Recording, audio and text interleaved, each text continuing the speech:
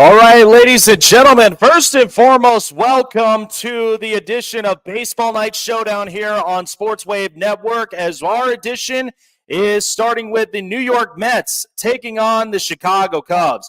Appreciate all of you guys for being here up on the live stream here tonight. Your host, Jake the Snake Silva, here from the Snake Sports Talk Show, giving you live play-by-play on everything that's going on here tonight for the New York Mets and the Chicago Cubs, as first pitch is going to be coming up here in just a moment.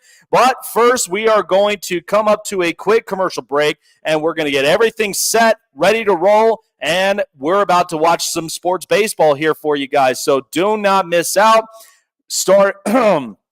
We will be back here in just a moment, as the live stream is provided by Dubby. When you guys use our promo code SportsWave, you'll get 10% off of all of your purchases of Dubby products, including all of their great, delicious natural powders, and also a couple of tumblers and so much more here when you shop on Dubby.com. That's Dubby.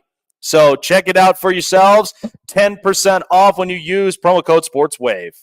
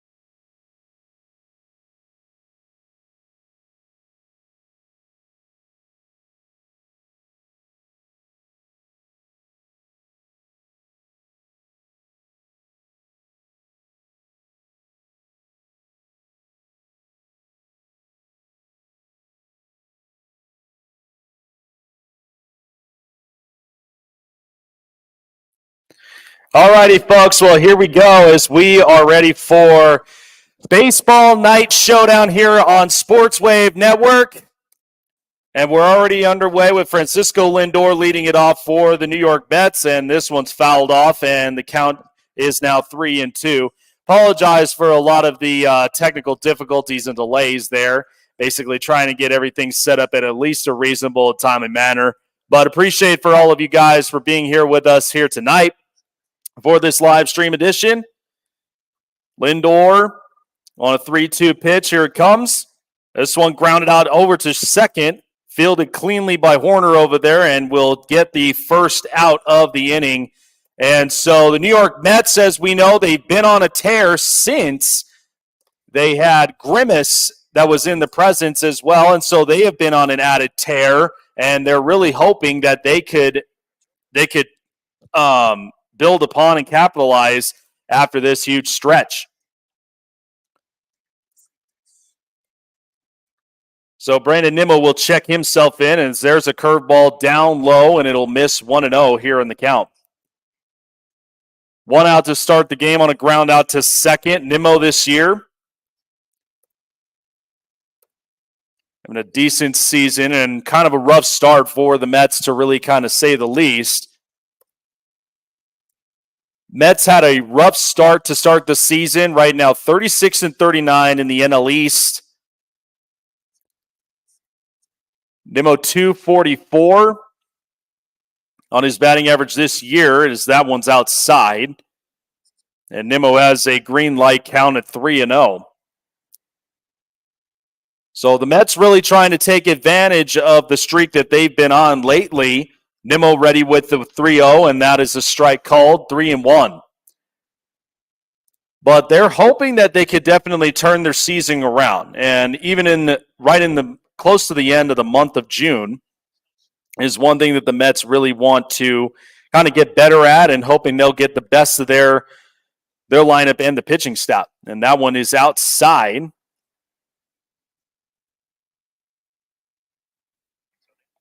I'm trying to get it back to there. That one fouled out, and that one taken out, as that's Michael Busch up at first base getting the start today. Luis Severino getting the start here for the Mets as a 3.52 ERA, a decent season this year. And so Javier Assad getting the start. And the season, of course, thus far for the Chicago Cubs has been the story of Shota Imanaga, who is definitely putting together a Cy Young type of year this year. And the Cubs have been amping back up this roster, 37-40 this year in the NL Central, in hopes for contention this year. This one fouled out.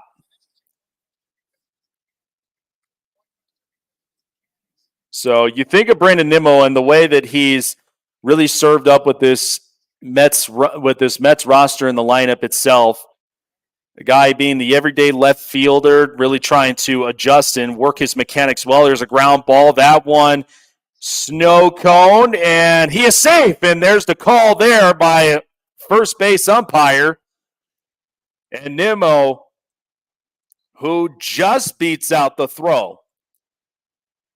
So they're going to take a look at this, and it looks like Assad may have gotten him out on this one. And so that's what's going to be the initial call. We know that we're kind of behind with the stream, but bear with us, guys. So this was it. It was a foot race all the way through toward first base, as the Cubs and Craig Counsell ends up deciding to challenge it. It was a beautiful grounded play. Michael Busch, who had basically just snow-coned it right there on his glove, and getting it over to Javier Assad. And as you see Assad's foot, it just lands right there up on the base first. And so for Nimmo, this is definitely going to be a ground out for sure. So the runner is out, and the nicest way, of course, too, to be dealing with the challenges that we have And so that call will be reversed. And so Council 1 for 1 so far in the challenges here in tonight's game.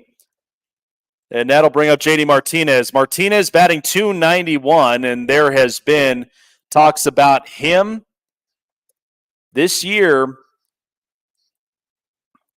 with as far as could he potentially be a trade piece, or could this be a turnaround for the Mets this year? .291, 9 home runs, 31 RBIs, OPS of .872. Martinez, who had been in the league since 2011 and now going into 2024, and some expectations and hopes that, he could power up the lineup. As you can see, is a ball outside with that slider, 1-2. The slugging percentage this year at .511, 9 homers. He's second right now in the Mets rank. Down low in the sinker, that'll be 2-2.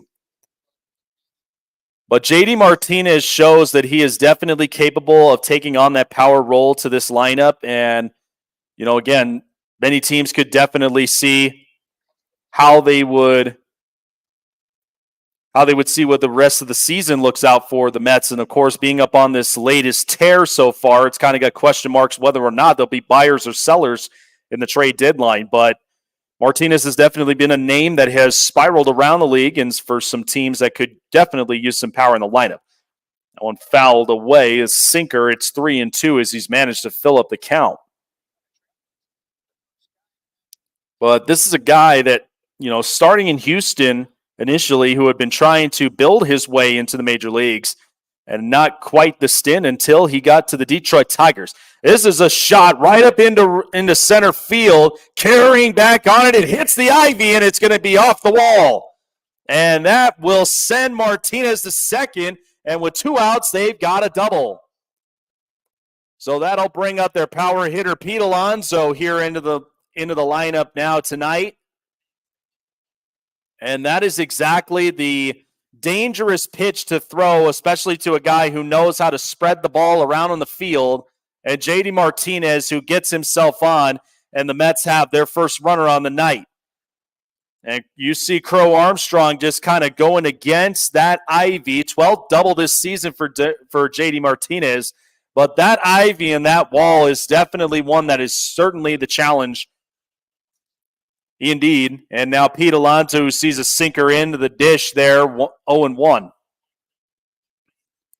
So Pete Alonso this year, 16 home runs, 244 average, and 42 RBIs. And another name that kind of spiraled around, and kind of something the Mets have been talking about during the last couple of off seasons when they mentioned about contract extensions and whether or not if Pete Alonso really is, the focal point for this franchise and in this lineup. 1-1 count here comes. That's outside on that cutter, 2-1. So we appreciate all of you guys for joining on in, 38 viewers and still growing and counting, and appreciate all of you guys for being here in tonight's live stream for Mets and Cubs on Baseball Night Showdown on Sports Wave Network. 2-1, cuts right on in and gets the call there. That's 2-2 now. But Pete Alonso really trying to adjust in several ways he can. Javier Assad with 11 balls, 14 strikes. That counts for 25 pitches he's thrown tonight. 2-2 count with a runner at second with 2 outs for Pete Alonso. Here comes. One struck into center field. Crow Armstrong giving chase, and he will grab it safely. So Crow Armstrong comes away, and we will see a changeup on it. 1 hit for the Mets, no runs, and the Cubs will be coming right up here up onto bat here on Sports Wave Network.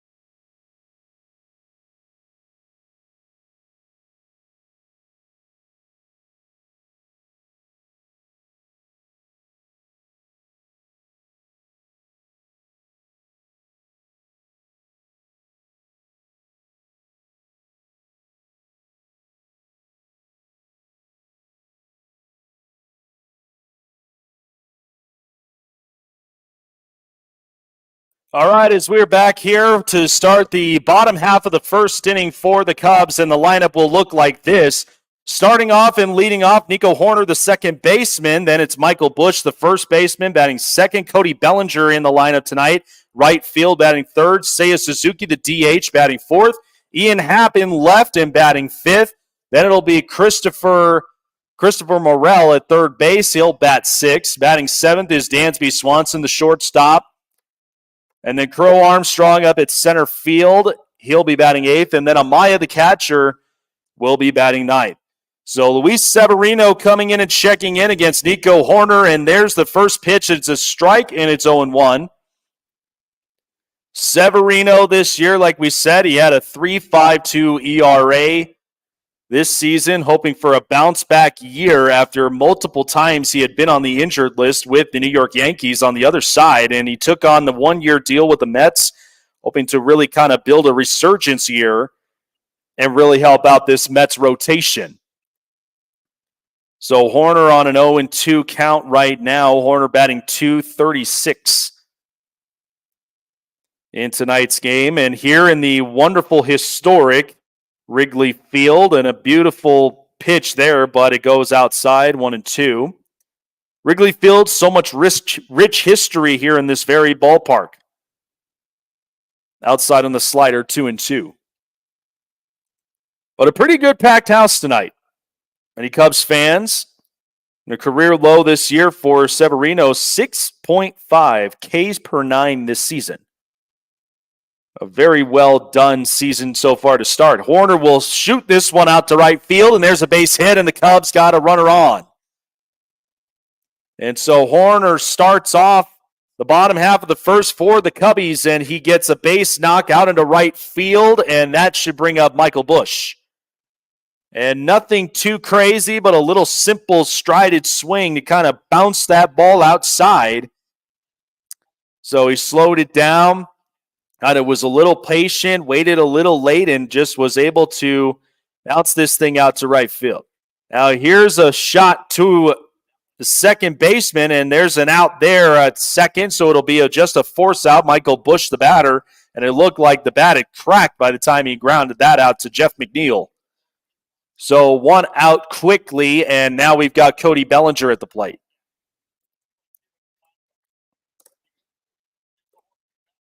So Nico Hoerner served up very well to where he ended up defending the potential double play move.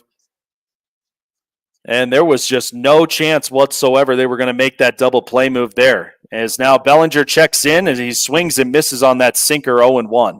Cody Bellinger batting .270 here this year.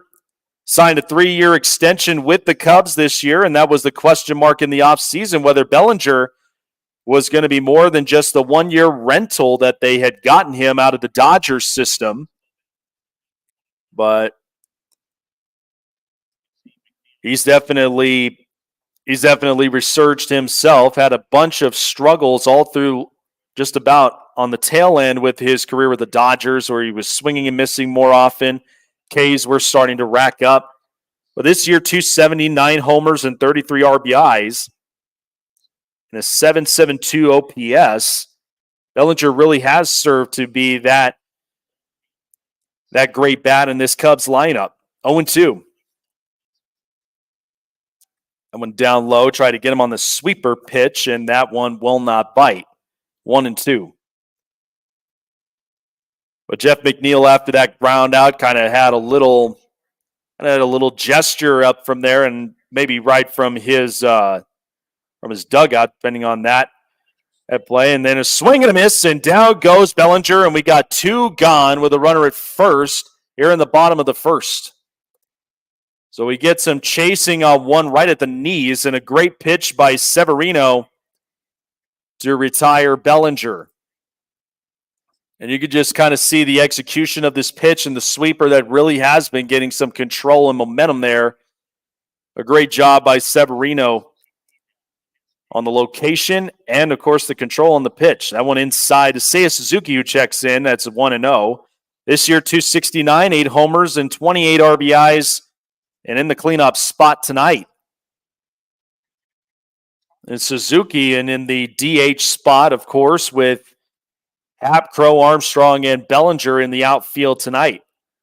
But he certainly has been a guy that in moments when it matters, especially in clutch situations, he's definitely been a guy that has served up well, to his credit, in helping out this lineup, producing some more offense, and really kind of just being the juice to a young juggernaut team. As there's a strike down on the pipe there, 1-2. Severino making some quick work on the Cubs tonight. And the Mets really trying to take advantage of what they've been on this run in the last few games. And now runner goes, and that'll strike him out, and so it wouldn't matter anyway as Seiya Suzuki strikes out looking. So both teams now have one hit, and that will end the first, and we'll take a quick break, and we will come back for the top half of the second.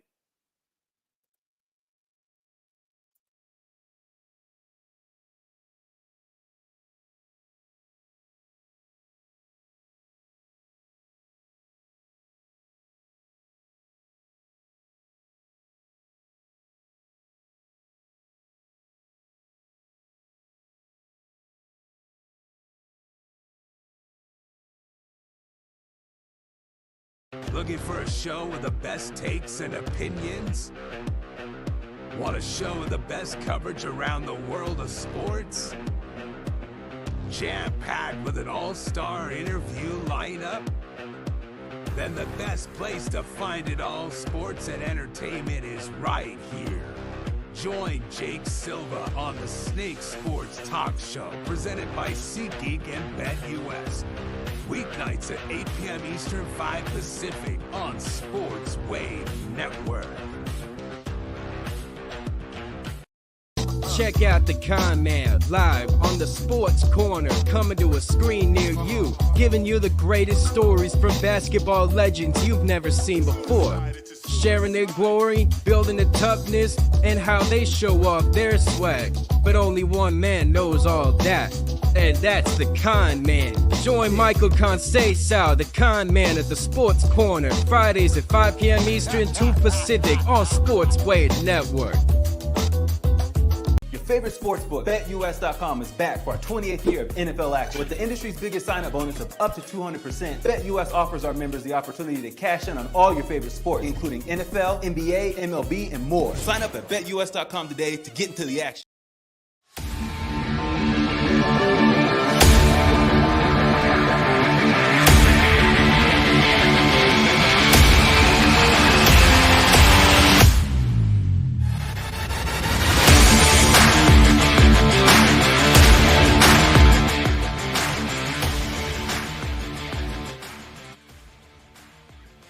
This edition of Baseball Night Showdown on Sports Wave Network is presented by Dubby. When you use promo code SportsWave, get 10% off of your purchases of all of your natural organic powders with rich, non-jittery energy that you need to tackle on the day, whether it's the interview, whether it is just your work-related stuff. Dubby's got you covered on all of that. So definitely give Dubby a try here today. So checking in Francisco Alvarez here for the Mets, and looking at the injured list for both teams. The Mets with Drew Gilbert, who's out and hoping to return on the 23rd. Bryce Montes de Oca, the relief pitcher, he's out for the 60-day IL. Daniel Nunez, the right-handed pitcher, in the relief. He's day-to-day. Starling Marte, who went down on a knee injury, he's listed day-to-day thus far, as we're trying to get more news on his injury. And then Luis Torrens, the catcher, he's on the paternity leave. So the Mets, that's what the injured list looks for them. As Francisco Alvarez checking in for the Mets here tonight. 1-2 the count on him.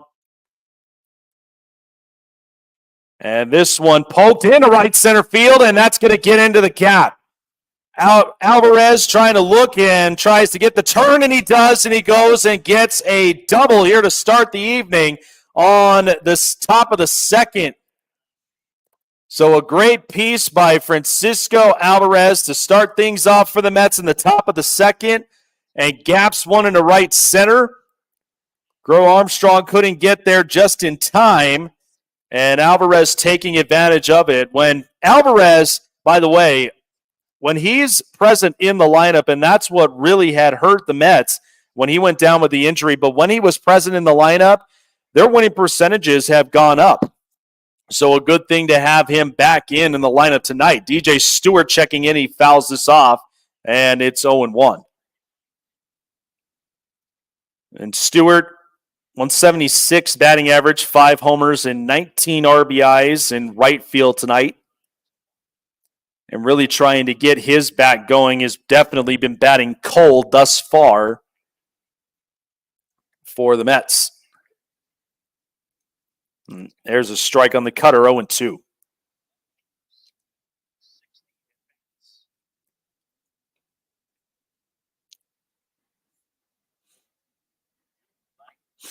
Stewart ready with it on the 0-2, and they'll step off. So Assad has to get himself re-ready again with Alvarez in scoring position. So twice now that the Mets have had a runner in scoring position thus far. This one a blooper into short. Swanson and Crow Armstrong. It gets down for a base hit, but they're going to throw out Alvarez at third, and he is out. So a base hit for DJ Stewart. However, the scoring runner there, he ends up getting out at third, and that takes it away. And there's one out now here in the inning. And Dansby Swanson and Crow Armstrong, they were basically looking to see who was going to eventually make that call, and it went down for a base hit, blooping over. But Crow Armstrong, who was smart enough to end up seeing where the ball landed, comes up with it and makes a quick strike out to third base. So now Vientos comes out. And Pete Crow Armstrong, 5 outs above average, 13th amongst MLB outfielders, 5th in Major League Baseball in success rate added. And it's thus the reason they definitely loved him in the outfield defensively. There's a sinker to Vientos, 1-1.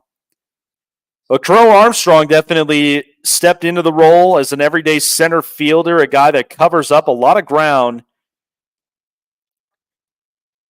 And a great job that he made that perfect throw initially to throw out Francisco Alvarez at third.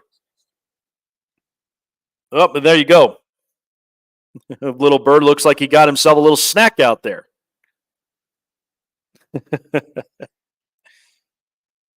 And Assad ready for it to Vientos. This one right over toward Horner, and they will turn it. And a double play indeed. It went right off the foot of Javier Assad and rolls right over to Nico Horner, and a beautifully turned double play. That will end the top half of the inning. We get ready for the bottom here for the Cubs to come back up and see if we might get some offense here tonight.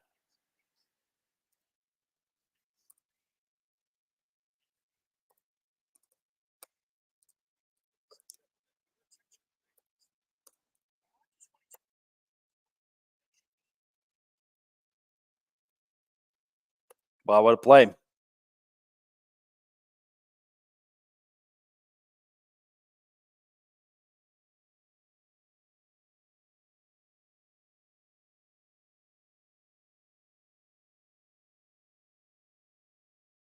Snake Sports.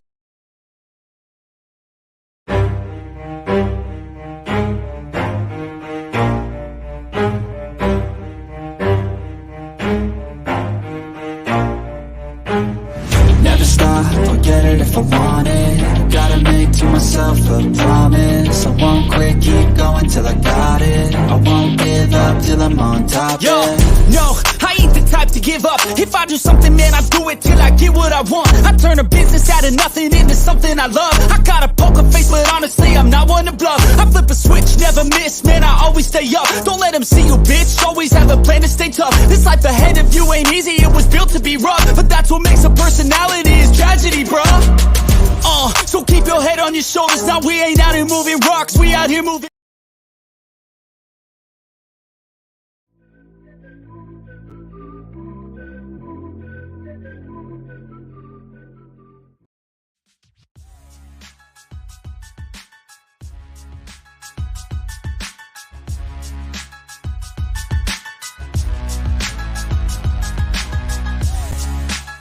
Welcoming back here into beautiful Wrigley Field tonight.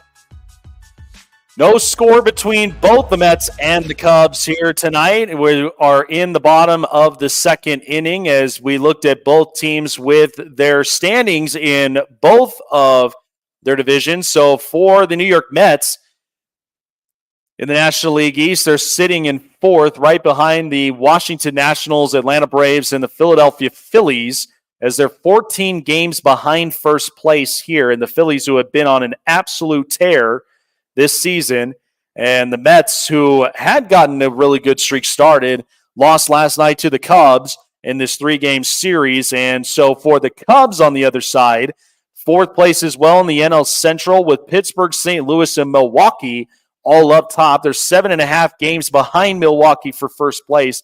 And both who have basically traded those outings. In game one in this series, the Mets ended up taking it 11-1, and the Cubs answered back 8-1, and so we'll see what tonight looks like here. Ian Happ, 231, 9 homers, and 39 RBIs. He checks in for the Cubs tonight. Swing and a miss, and 1-2 now will be the count on Happ. So the story for the Cubs, Happ in the last 7 games has batted .417, 3 homers, and 9 RBIs. So he's been batting a hot stick thus far in the last 7 games. Swing, and he tried to check it, and instead he crossed the plane. And Severino, with his 3rd strikeout tonight, will record it. And there is out number 1. That was a great 4-seam fastball and a really good upstairs approach. Kind of handcuffs him right there in the hands. And Happ could not hold the swing around. So here is Christopher Morel now. This one popped up in first base. Alonso is there and quickly gets the out. And there are 2 gone here in the bottom of the second. So not quite the start of this inning that the Cubs wanted. And so now Dansby Swanson checks up in here at the plate. So Dansby Swanson hoping to get at least a really good crack this season, .213 in his average this year. That one fouled right behind up into the umpire. It just kind of got a little of his mask, 0-1.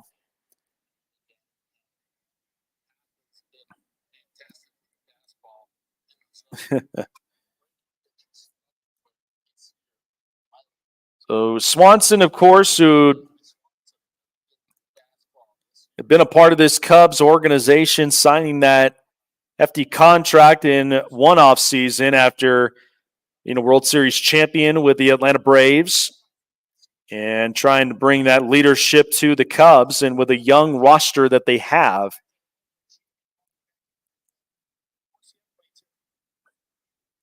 But thus far, Swanson's been kind of up on a hot and cold bat as of lately. And a 0-1 coming up. Down low on the changeup, 1-1 to Swanson. Swanson, the former top pick by the Arizona Diamondbacks, and was initially involved in that trade with the Braves. It had brought him up.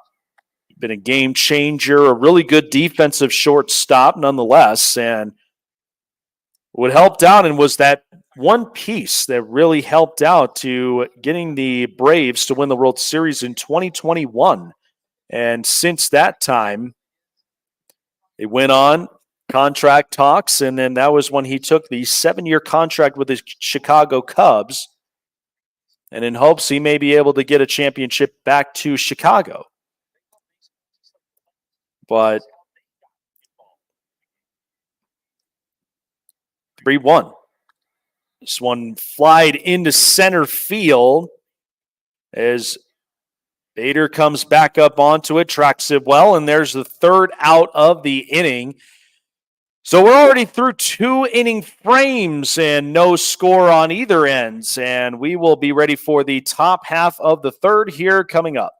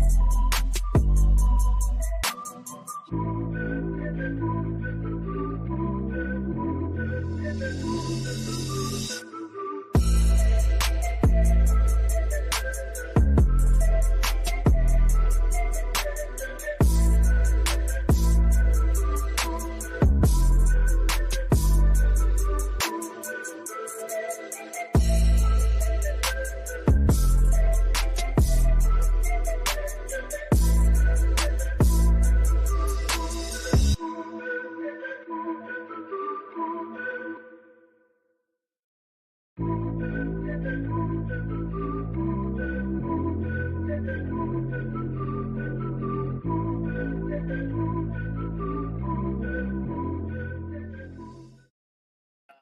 in Wrigley Field, no score into the top of the third inning, and Jeff McNeil jumps on in, and he's got a strike against him here, 0-1.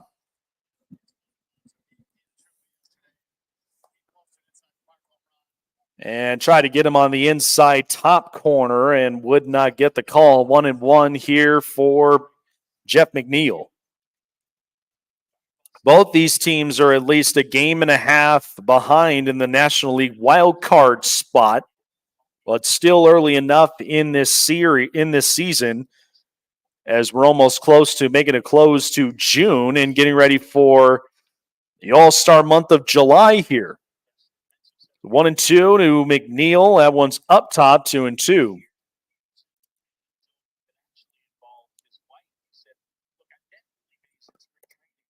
But it has definitely been an emotional couple of days, of course, and the amazing game we had. McNeil into right field. That's playable and caught by Bellinger. He will retire him there, and 1 out now for the Mets. But, yes, an emotional last couple of days as the Say Hey kid Willie Mays, who had passed away a couple days ago during this week. But many baseball fans who really loved so many of the memories that we've seen of Willie Mays and the 660 home runs in his career, the catch everybody remembers out in right field, and, of course, the historic lineups he's been a part of for that Giants club. Willie McCovey and so many others, and even Satchel Paige, and even the game where it was recognizing the Negro Leagues in Rickwood Field. What an amazing night that was. It was the Cardinals, and Cardinals that got the win in that matchup.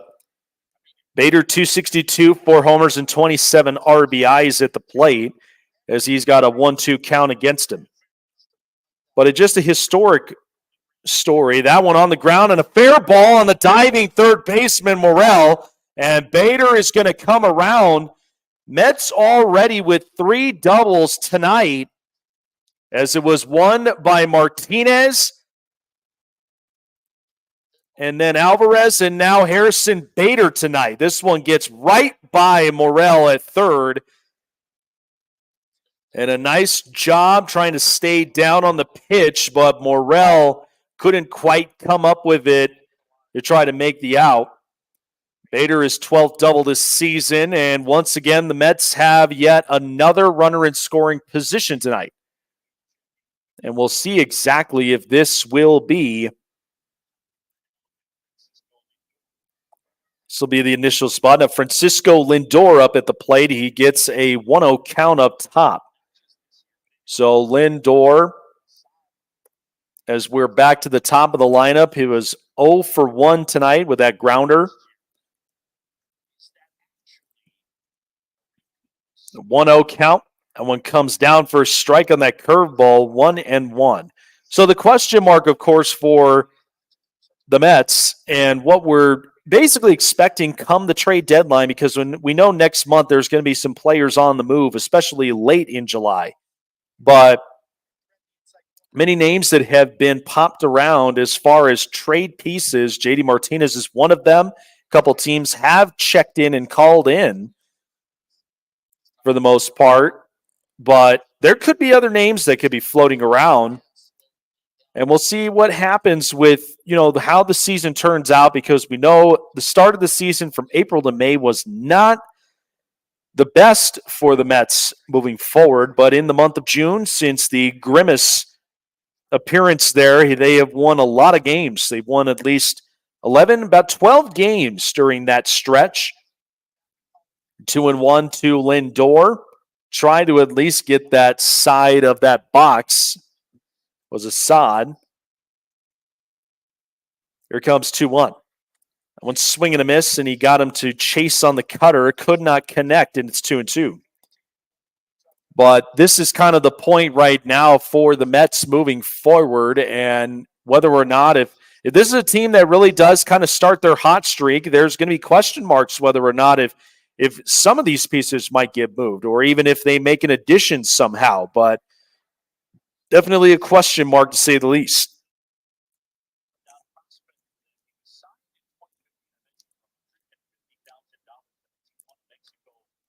But many of their big stars, Francisco Lindor, Pete Alonso, and even the up-and-coming rising star, Francisco Alvarez, their catcher. But it has been a lot of question marks for the Mets in the last couple seasons. This one swung on and appears to have been fouled off, got the foul tip. And so he stays alive 2-2. But this is kind of where we are at up to this point. So Lindor really trying to set the tone for the Mets. He's been awfully quiet in the last couple of years. I went inside 3-2. But we remember the breakout years that he had in Cleveland and eventually made it to the World Series in 2016. And what a World Series it was for the Indians and the Cubs, where the Cubs broke that curse of the long years to finally get the championship. 3-2. This one swung on and hit deep in the left field, up and out of here. And Francisco Lindor gets the Mets on the board with a 2-run home run. His 13th of the season. So there's our scoring now for the Mets, and they get it started here with a 2-0 lead. And he waited patiently on the pitch and pokes it out into left field. And a great shot by Lindor finds the seats, and it's 2-0 New York. But this was one that, Assad had to mistake that pitch location and getting it up and outside for him to take it out in the yard. So a pitch strike now to Brandon Nimmo as Assad has given up a 2-run home run to the Mets. So Lindor gets them on the board. This one down low on the changeup, 1-1. But that's kind of the start and the spark that the Mets really, really needed, because in the end, you got a lot of these guys swinging and missing on some pitches, and people question where exactly will the spark be in this lineup? And can this offense, as it's built, could the offense really end up doing a lot of damage? And unfortunately, there has been some mishaps and some disappointments up until that point. But as of this stretch in this month, they really have been coming alive here. So Nimmo, 0 for 1 tonight.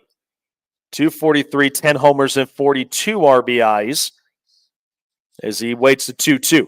That one swung on, hit into left field, and this one is gone as well. A back-to-back home runs between Brandon Nimmo and Francisco Lindor. Nimmo's 11th here, and the Mets have opened it up here into the top half of the third. Wow. And the same location, the same pitch that we remembered Lindor ended up hitting, and now Nimmo went back with it in the same way. And so Assad finds himself with his back against the wall on a 3-0 Mets lead. So back-to-back homers from Francisco Lindor and Brandon Nimmo here. Boy, a great start and a start somewhere for the Mets, and it comes up here into the third inning. So Lindor with his 13th, Nimmo with his 11th, and the Mets are in business. So that'll bring up JD Martinez, the third batter in this lineup, who also too can do damage. That one inside, 1 ball and no strike. JD Martinez, a World Series champion with the Boston Red Sox, and a guy who really has been proven to be a spark plug in any lineup you put him in.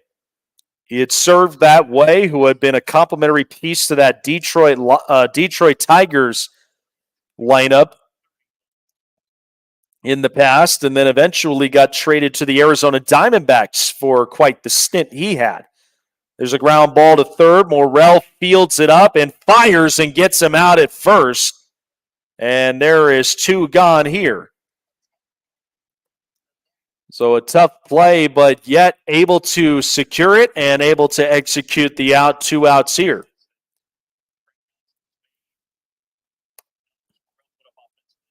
But Christopher Morrell really putting up solid numbers, and even at times too putting up the defensive plays here this year, trying to lower down some of the errors that he's made last season. And that was kind of the initial change. And Craig Counsell, the new Cubs manager, sees exactly a lot of this youngsters on this lineup and trying to get the potential out of all of them. So 1-1 now, the count to Pete Alonso here.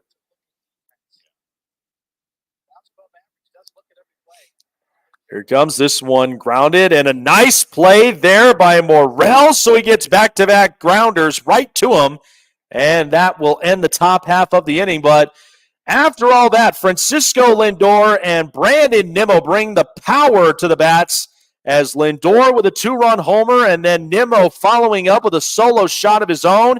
It's 3-0 Mets over the Cubs here in Wrigley Field.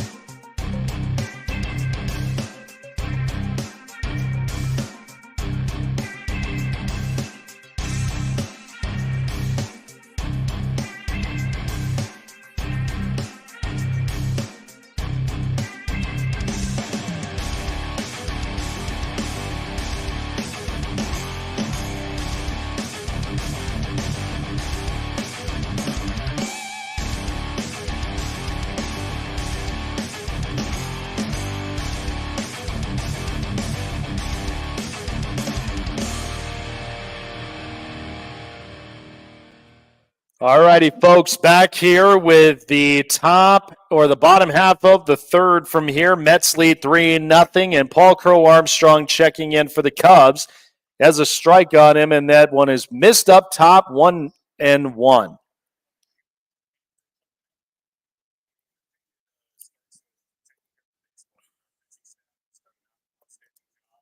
Crow Armstrong struck out swinging in his last at bat. Oh.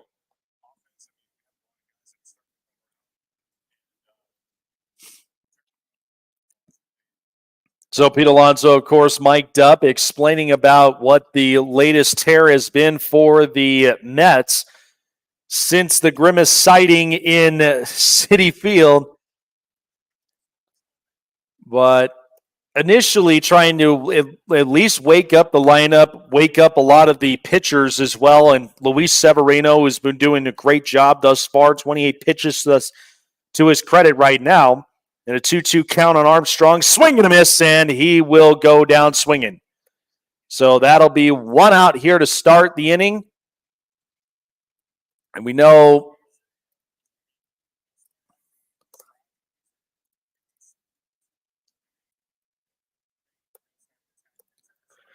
so Severino, who has very much looked solid into his outing here on the mound tonight. And that'll bring up Amaya, the catcher here. And that one down up on the top frame there, 0-1.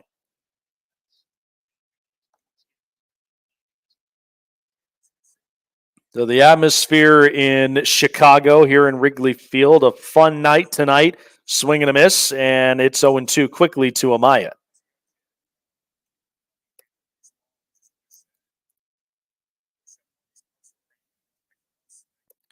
Severino thus far, swing and a miss, and he gets him on the sweeper, got him chasing, and it's 2 outs already for Severino in the bottom of the third. So a great solid outing for the Mets on the pitching department and really quieting these Cubs bats, and we will be back up here to Nico Horner, who was 1 for 1, got the base hit into right field. But Severino in 2 2/3 has 1 hit, 5 strikeouts, no earned runs thus far in his credit, with 37, with at least 34 pitches, and majority of them strikes.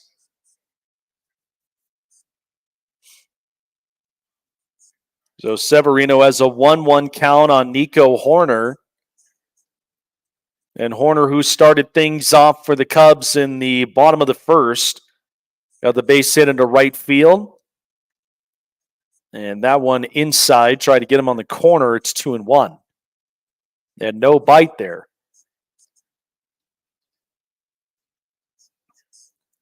Boy, a great packed crowd here in Chicago tonight and on a Sunday night baseball. You can't go wrong there. And for our baseball night showdown tonight on Sports Wave Network, Mets and Cubs, is what you're watching here on YouTube and on X. Appreciate all of you guys for joining on in and hanging out with us tonight. 2-2. That one swung on out into right field and foul. But lots of baseball action, all throughout this season. We're already closing up in June. July is going to be a fun month, All-Star month, and of course the trade deadline month before the tough seasons of August, September, and October. Grounder to second. That is fielded by McNeil, and he will get him out in a hurry. So Cubbies go quiet here in the third inning, and we are getting ready to go to the top half of the fourth here in a moment. Mets lead this game 3-0.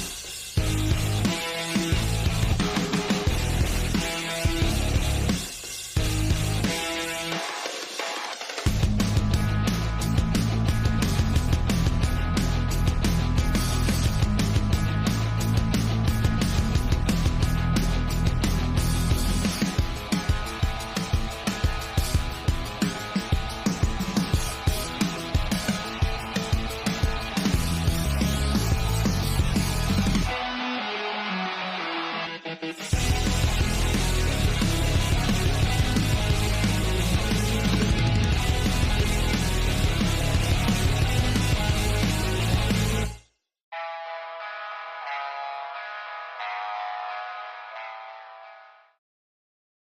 go to the top half of the fourth here on Baseball Night Showdown, presented by Dubby on Sports Wave Network. As Francisco Alvarez, he steps up. This one fouled away, and a good shot there from him, but couldn't quite get it fair. It's 0-2. Mets, who ended up powering up the bats here in the previous inning in the top of the third, with a 2-run shot from Francisco Lindor and a solo shot from Brandon Nimmo to follow up with him. Back-to-back home runs by the Mets to get us to 3-0 New York here tonight.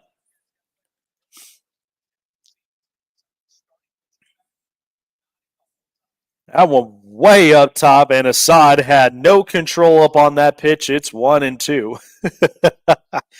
Look at that Marlins fan out there trying to catch it.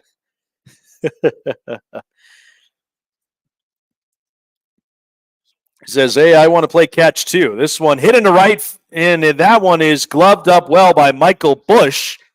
And there's one out quickly here to start the top half of the fourth.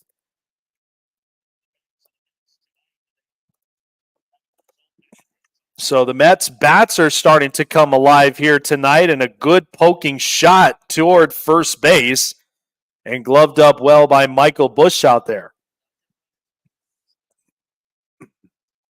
So here's DJ Stewart, who singled in his last at-bat.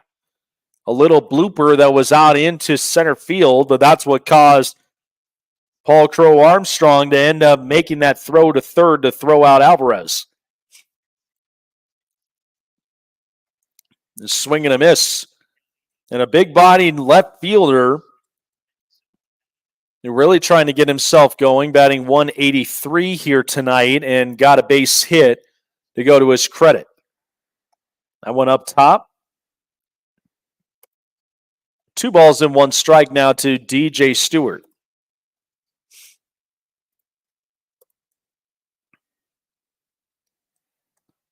Missing up top of the curveball. It's now 3-1 in the green light hitters count for him.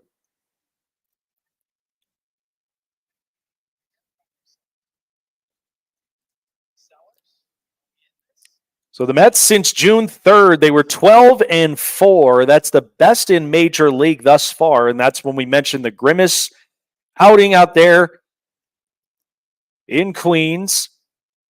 And sometimes you gotta kind of appreciate baseball superstition, to say the least here, because the fact that you get a Grimace sighting out there, and it's what brought good luck to the Mets.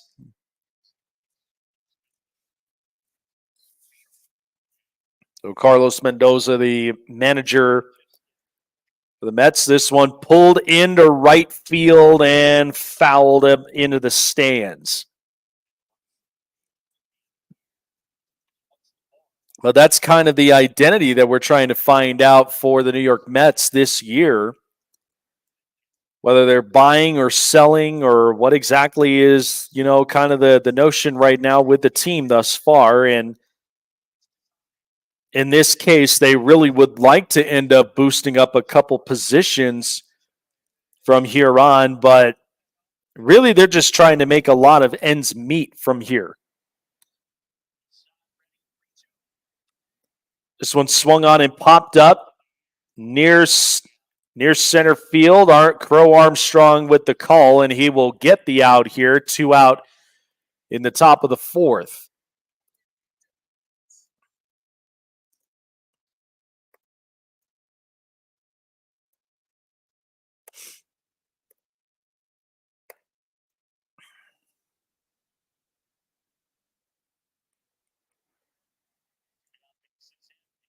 So too many bases empty here for the Mets.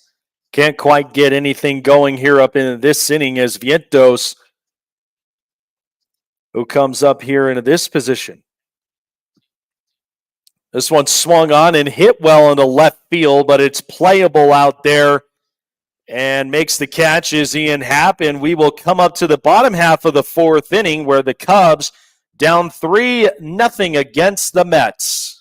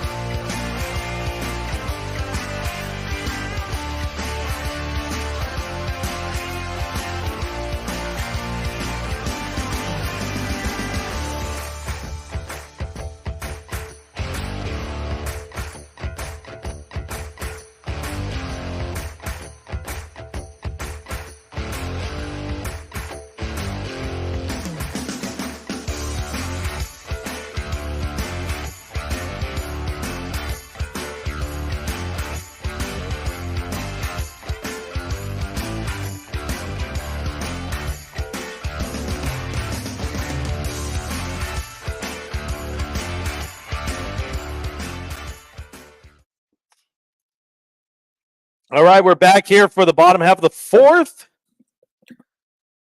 And as Francisco Lindor ends up making a big-time outing from here, it's 1 out.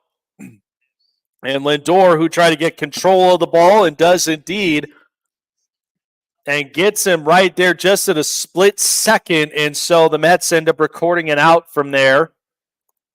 1 out in the bottom of the fourth. Here's Cody Bellinger now stepping up into the plate. And count 1-0 as it misses high up top. Cubs right now with a quiet bat have not generated any offense thus far against Severino tonight. And Bellinger fouls out 1-1. And there was the initial start from there, but a good defensive play from Pete Alonso there to really get the scoop up and make a play up at first. This one swung on and missed for Bellinger. It's now 1-2. He's down in the count. The 4-time All-Star, 2-time Gold Glove Award winner has definitely shown his flashes of making plays at short. So Bellinger, who struck out in his first at bat, finds himself in a hole here on 1-2. One outside, 2-2 now. And Severino really working the zones tonight. 45 pitches tonight. And he certainly has been getting a lot of strikeouts to his credit tonight. Ground ball right to first, off the glove of Alonso, and Bellinger will reach there to first with a base hit. And so Alonso, who could not end up fielding that ground ball, ends up hitting right up onto his glove and goes out into right field for a base hit. And it's right there over the bag, but just hits right on the bottom end of his glove. And really shaking himself off, and a mental error from there. So now that brings up Seiya Suzuki here. And a strike on the call into the corner. It's 0-1. So Suzuki, who struck out in his last at bat, hoping to generate some offense for the Cubs tonight. Bellinger at first. That one inside. 1-1. So tonight, Severino with 5 Ks, 2 hits, no runs in 3 1/3 innings. Really has been locked in tonight for the Mets. 1-1. That one in the corner. It's now 1-2. Really working the sinkers and the sweepers tonight.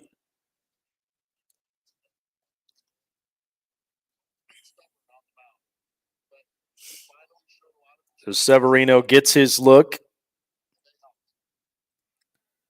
This one grounded right to short. Lindor with 1 and over to first. Not in time to get Suzuki at first, so they'll get the force out at second. And there are 2 gone here in the bottom half of the 4th. So it was a tough play from there. Lindor ended up charging up to it, getting the force out, but could not get the ball quick enough over to Pete Alonso at first to try to record a double play here. So now that brings up Ian Happ up into the plate. And halfway through the pitches, there was pitch number 51, and that's a strike as that was fouled back behind him. And Happ, who has been swinging a hot bat of this month.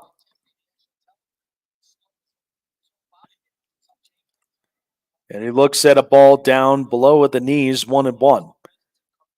But a beautiful night in Wrigley Field as the sun's starting to kind of come down and the lights coming on here on the Wrigley. And a beautiful night in Chicago. This one, he throws it right back over to first, trying to get Suzuki there, and Alvarez with the angle really tried to get that quick pitch out. And a great job by Pete Alonso with a defensive stop over there at first.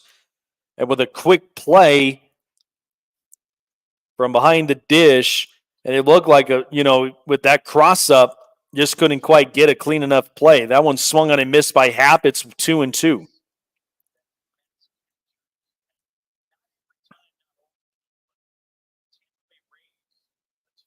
And so Alvarez with that quick throw from there tried to nab Suzuki. Couldn't get it well as that one was crossed up. That one is called strike 3 on the sweeper. 6 strikeout for Severino tonight. And the Cubs, their bats go quiet yet again. And so we end the bottom of the 4th, getting ready for the next inning of frame in the 5th here. 3-0 Mets.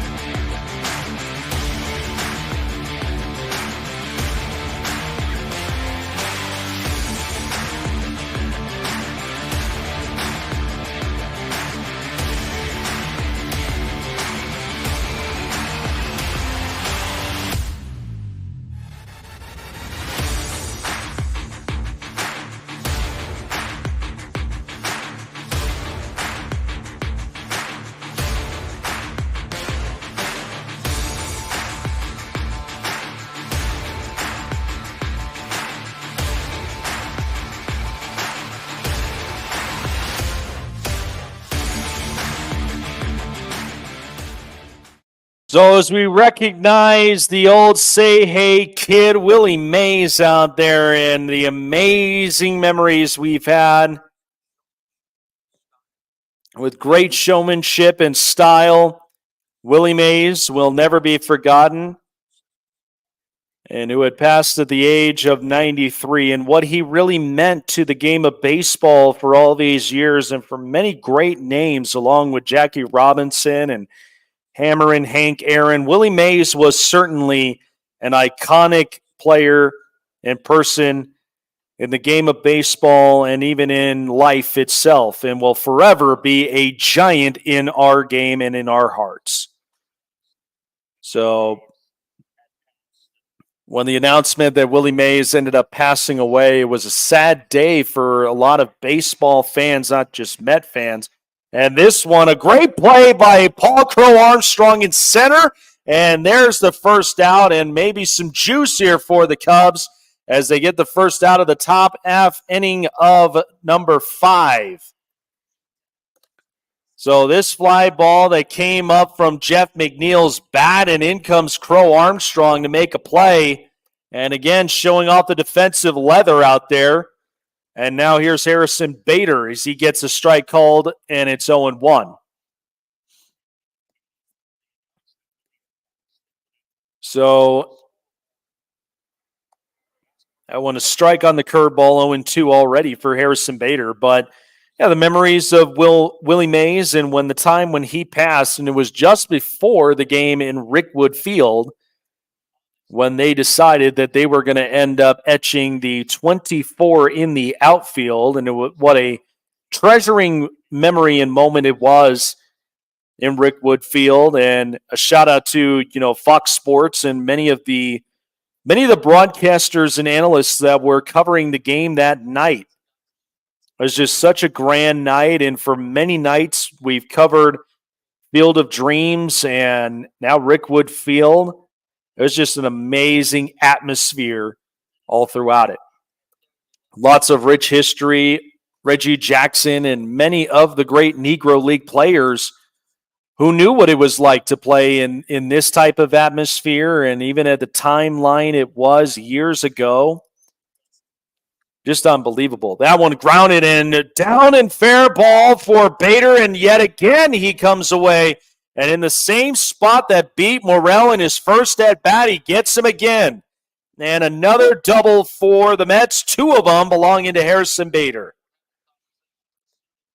So the Mets now again with runners in scoring position.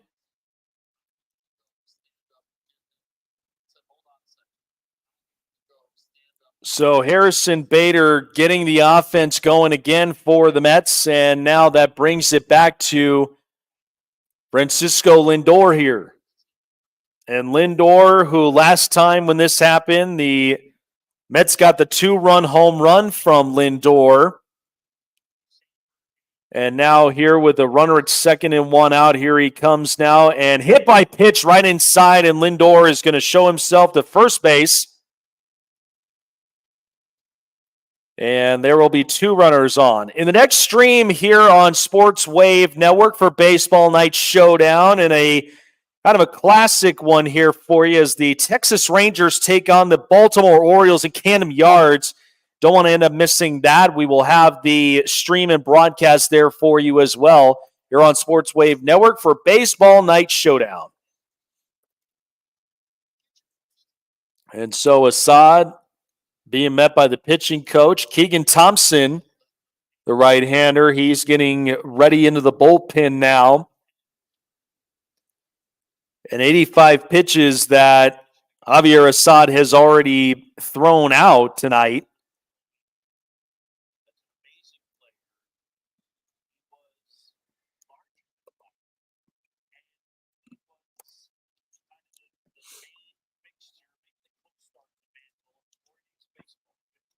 So Lindor, who was hit on the pitch, Bader earlier, who hit the grounding double. Now I have a runner at first and second with Brandon Nimmo here. That one inside, 1-0. Rangers, who are basically trying to stay hot, at least through this start of this month, and all the way to closing it and getting there to the second half, to getting to the next month of July. And so both runners steal as Bader and Lindor are safe at second and third now. And so Nimmo again on the inside, 2-0. So that'll be a fun stream there for you. The Baltimore Orioles, another best team in the AL East, besides them and the New York Yankees right now, as the Orioles' young roster and their lineup really trying to power it and battle it out against the Rangers. It's next Sunday night in Camden Yards. So you'll see us here on our live stream here next Sunday night.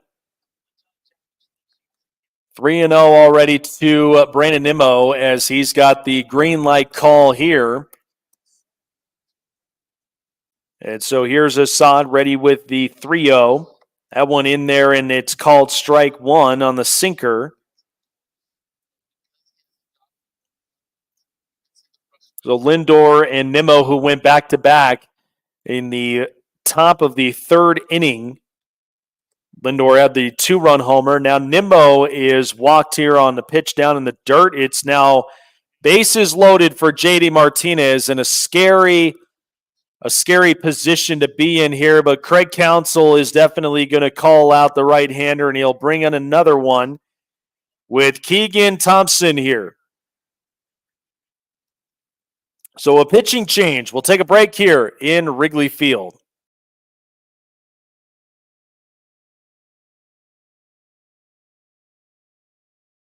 Looking for a show with the best takes and opinions? Want a show with the best coverage around the world of sports? Jam-packed with an all-star interview lineup? Then the best place to find it all, sports and entertainment, is right here. Join Jake Silva on the Snake Sports Talk Show, presented by SeatGeek and BetUS. Weeknights at 8 p.m. Eastern, 5 Pacific on Sports Wave Network.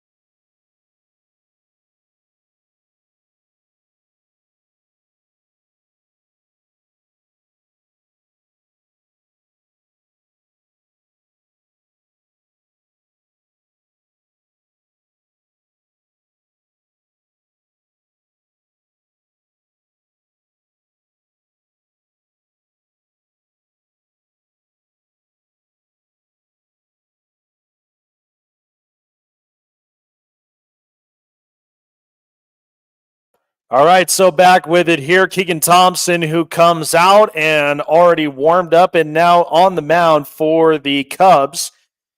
As we got the pitching change, bases loaded and a strike count to JD Martinez here with one out here in the inning. That one grounded to first base, and Bush, all he's got is a play at first, and that will bring a run in. So a grounder RBI for JD Martinez gives the Mets now a 4-0 lead over the Cubs. So yeah, the only slow roller play that Michael Bush can make was right there at first.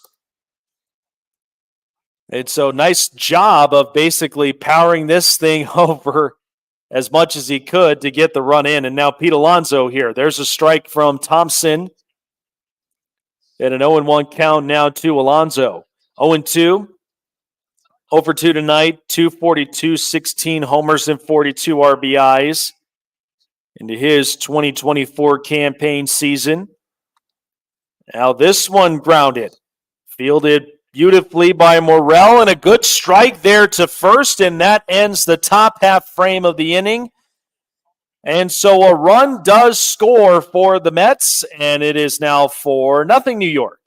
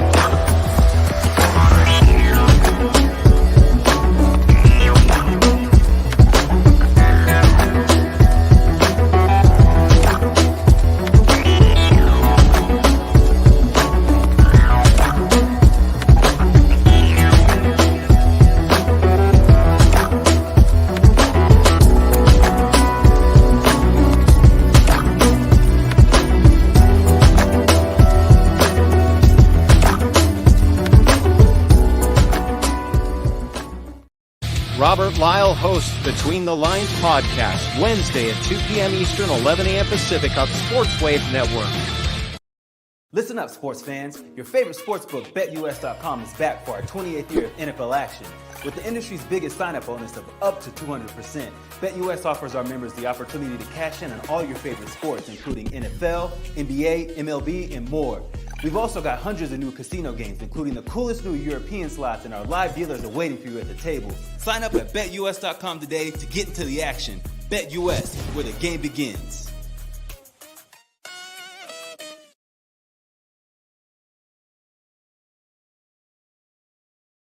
Boy, we got some stuff brewing up here into the next week as we've got Stanley Cup Final Game 7 tomorrow night between the Edmonton Oilers and the Florida Panthers. Could the Panthers close it out and make it one of the greatest runs and finally win a title and championship, or will this be their biggest downfall for the Edmonton Oilers to come back from a 3-0 deficit and win it all for the Stanley Cup?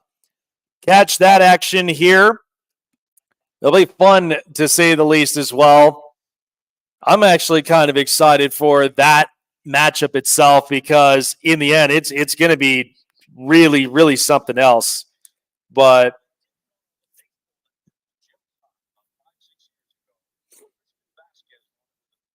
then Bob Costas, who was up and in the booth tonight, basically talking about the rich history in Wrigley Field and calling up many of the home runs from one of the Cubs greats, Ryne Sandberg. So Christopher Morrell coming up here to start the bottom half frame of the inning. And he is met with a ball on the inside of the knees, 1-0. Severino, a great start for him in the pitching department. This one swung on and caught by Lindor, and what a play. And a floater as he's there, kind of has a smile on his face on the play, and timed it just right for him to make it. So Lindor with a great athletic play there at short as he gets the first out of the inning. And a lot of smiles and laughs up out there with that effort. And so now here's Dansby Swanson at the plate. He's got a strike now, 0-1. But Severino tonight, 4 and a third innings, 7 with at least 7 strikeouts and 2 hits, no earned runs. What a great outing it is for him, and lowering his ERA to 3.35. That one upstairs for a ball, 2 balls and 1 strike. But everybody all out there in attendance tonight with Ryne Sandberg, Rhino Strong, And for many of them that been hearing some news from Ryan Sandberg from his health, and all in good spirits. And that one swung on and fouled 2-2.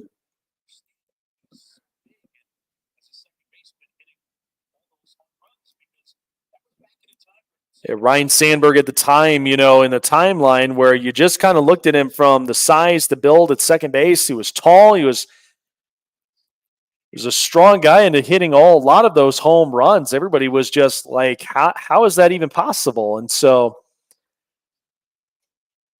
great stories from the legendary second baseman as Dansby Swanson swings and misses and goes down. There are 2 outs now, and Cubs still without a run to score. And so Paul Crow Armstrong comes up to the plate. He's 0 for 1 tonight with a strikeout. This one fouled right behind him. So he takes a hack. It's 2-2.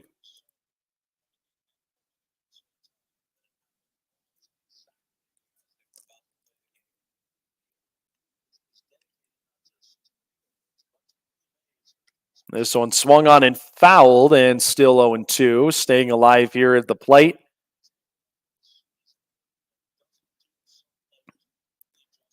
But yeah, the incredible night that we mentioned in Rickwood Field, and just, it was such a great night because the fact that you got a chance to see a lot of these players in these throwback, almost like rugged unis.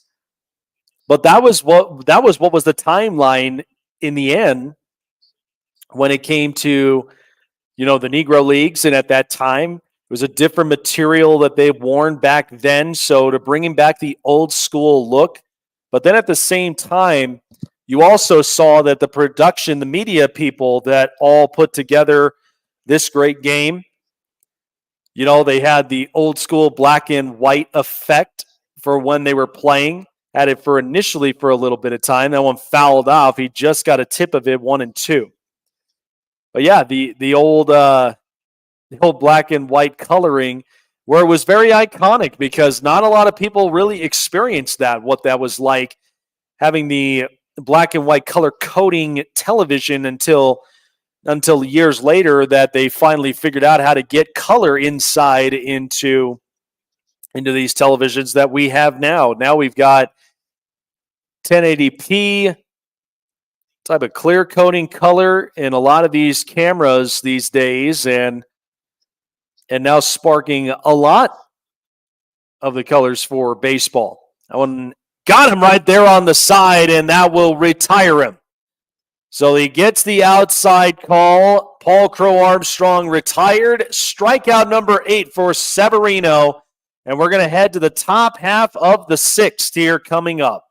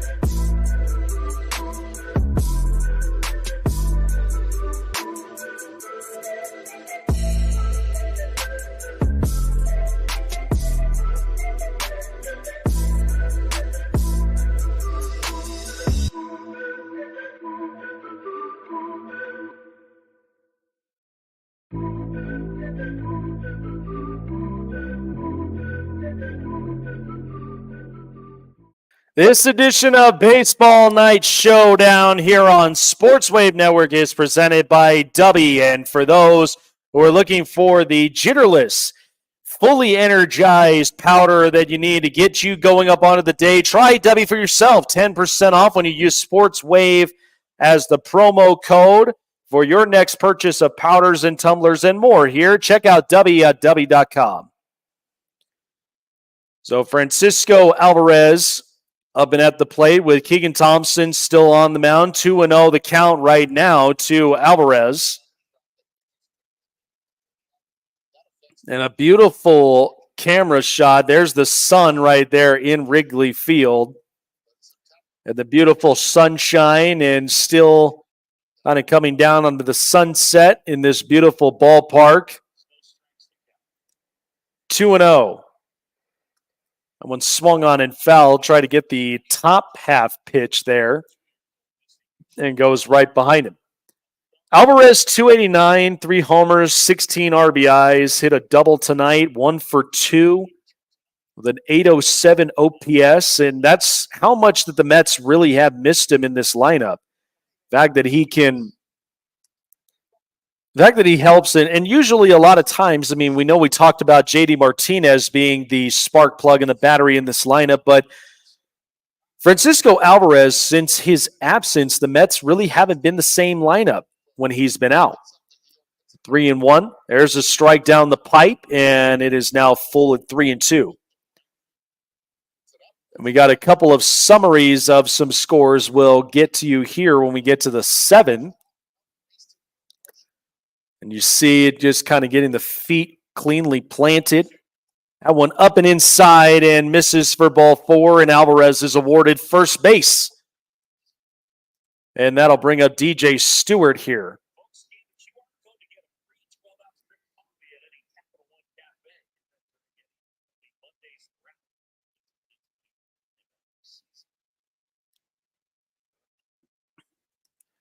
So DJ Stewart, 2 for 3 tonight.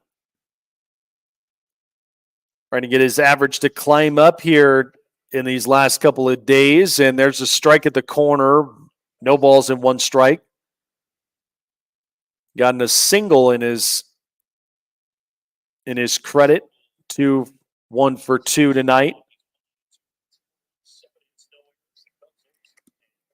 That one outside, and he does get the call. And just close up onto the frame, 0-2.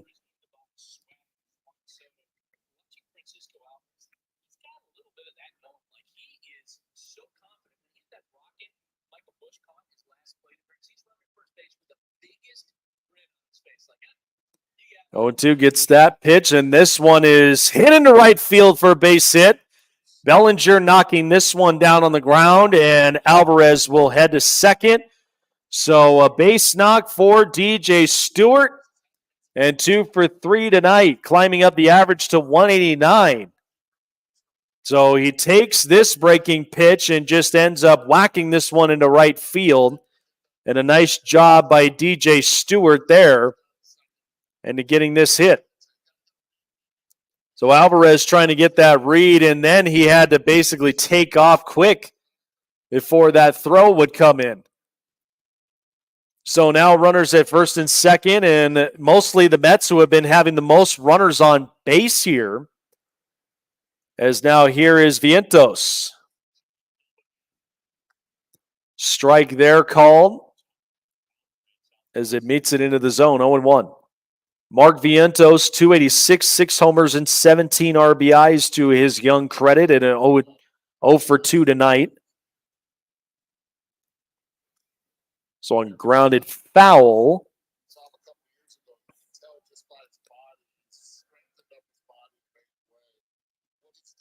And Mark Vientos really plugging in his way on this lineup. Tyrone Taylor, by the way, pinch running for Stewart at first after getting the base hit. And a swing and a miss. And Keegan Thompson will get a swinging strikeout there. Retires Vientos. And we got one out here. So Jeff McNeil coming up.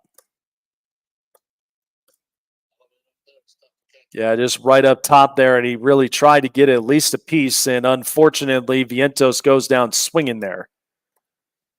So here's McNeil, the lefty.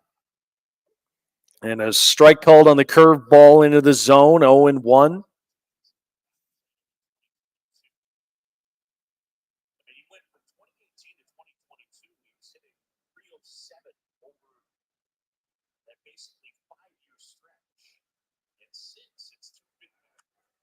This one grounded beautifully by Swanson, and he ends up getting the double play cleanly, rounding it right up his way, and so that retires the Mets here, and hopefully the Cubs can answer back into the bottom half of the sixth, with it still being 4-0 New York.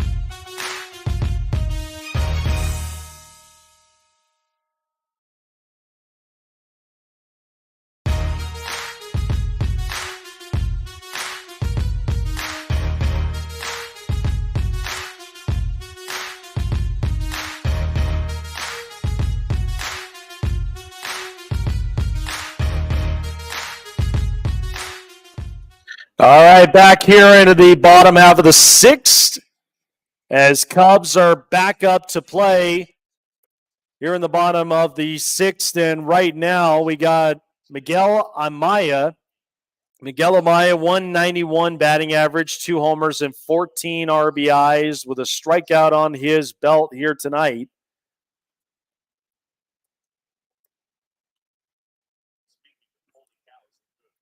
And Severino has been looking really, really sharp here tonight. One swung on and fouled. 1-2. 5 innings, 2 hits, and 8 strikeouts tonight. He's just been absolutely in command and no runs to his credit. And that's kind of the form that the Mets really wanted to get him back in. And checks his swing, and he did not go, so Amaya is still in the box. And so that was initially when, the injuries and the rehabs that Severino had been going through, that one fouled back. And why he took, the 1-year deal, because he wanted to get another shot trying to really handle his mechanics. And at the same time, the Yankees have been waiting to, seeing whether his health status was in good hands, and unfortunately they parted ways. And so Severino decided, he didn't want to leave the East Coast. He loved the atmosphere in in New York, and so that's when he took the contract with the Mets. This one grounded, and Vientos tried to end up getting the play, and unfortunately forced him back. And so Amaya will go there with a base hit, and so the Cubs are now on the board. So a runner on at first. Vientos really had stepped back multiple times and couldn't quite get the accurate throw to Alonso in time. So the youngster, no error on it, just awarded a base hit, and now Nico Horner with a strike now on the belt. 238, 2 homers, and 18 RBIs, a base hit tonight, 1 for 2. That one inside. But yeah, Severino, when taking the contract, that's what he wanted to basically be in, is he wanted to be in a position to where he can make the rotation. And what we've seen from as far as his ERA and what he's looked like, and even tonight, I mean, he looks sharp. And which is exactly what you wanted.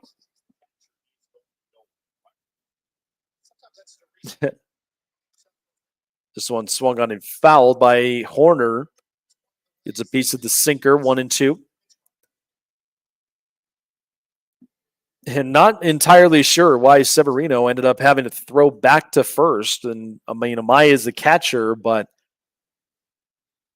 we're not going to quite see a situation where he might steal here. And that one got Horner right up into the elbow, but right into the padding. And so he'll go to first base now, and there is a runner at first and second after a hit by pitch.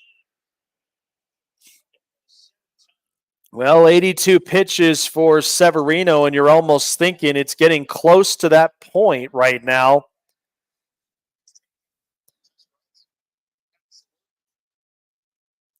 I mean, you'll take that any day of the week with 2 strikes. And at least get first base, get any way on. So Michael Busch now the left-hander. Left batting first baseman.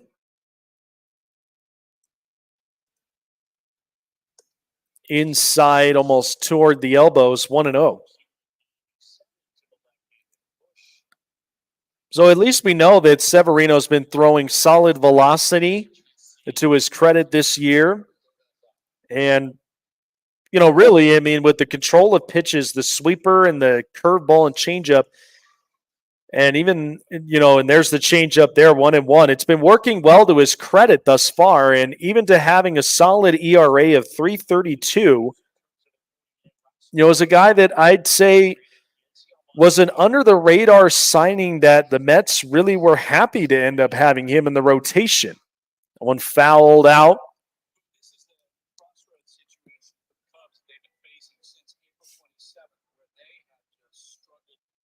And so this young Cubs roster, we know, like since April, they've been struggling to really kind of find the identity. We know it's a young roster. Guys are really trying to come into their own. I mean, you still have veterans out there, like a little bit of Christopher Morel and Dansby Swanson, as you know, the veteran out there. Cody Bellinger, another veteran. But there are some veteran arms that are up out there. But the immaculate year of Shota Imanaga on their rotation really has been kind of giving the Cubs a bit of a break, but sitting in fourth in the Central currently in this month of June is one that they really have been trying to figure themselves out. So both teams really trying to figure out their identities here moving forward. That one right up into the corner and gets Michael Busch looking, strikeout number 9 for Severino tonight.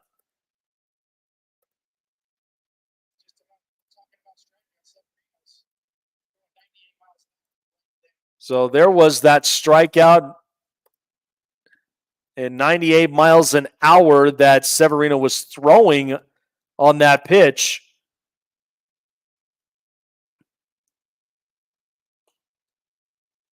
And a great look.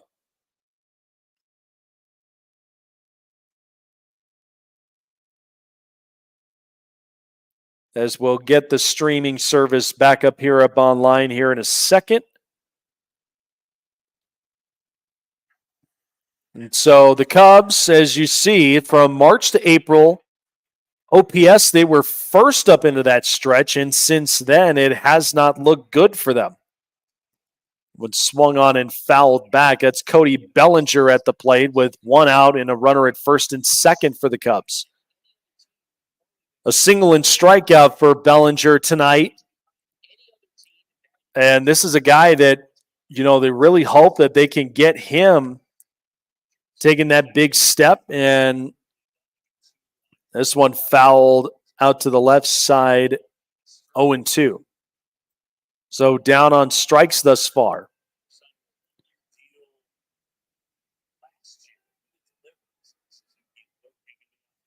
This one down low missing is that changeup, 1-2. But yeah, Bellinger, a one-year rental last year. And the Cubs were kind of lingering on to seeing where the market was going to really sit for Cody Bellinger. And then eventually they came to a 3-year finalization. And that one fouled, and it kind of clipped Bellinger a little bit on the face. And he's okay there. So there it was. Yep, right on the cheek. Oh, yeah. A little bouncer right back up at him. Bellinger with runners on base. He's hitting .349 this season, but without him, it's .209. So he certainly has been that runner in scoring position threat for the Cubs this season.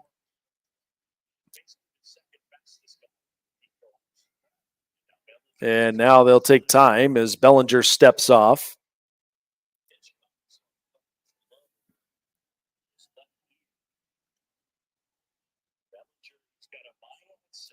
Bellinger really trying to take advantage of the opportunity right now. There's been no offense that has come alive for the Cubs thus far, and we're in the bottom of the sixth.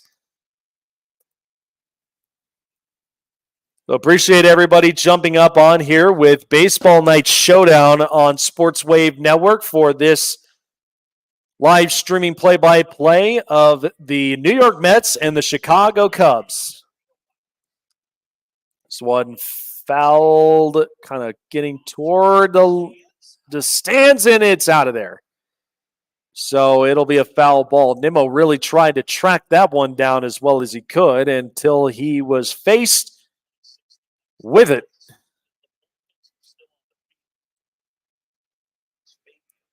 Yep. Yeah, Brandon Nimmo tracking it down, and there was that fan right there. It was off both of his hands and went right back into the field. It's 1-2 to Bellinger. Went outside, and now 2-2.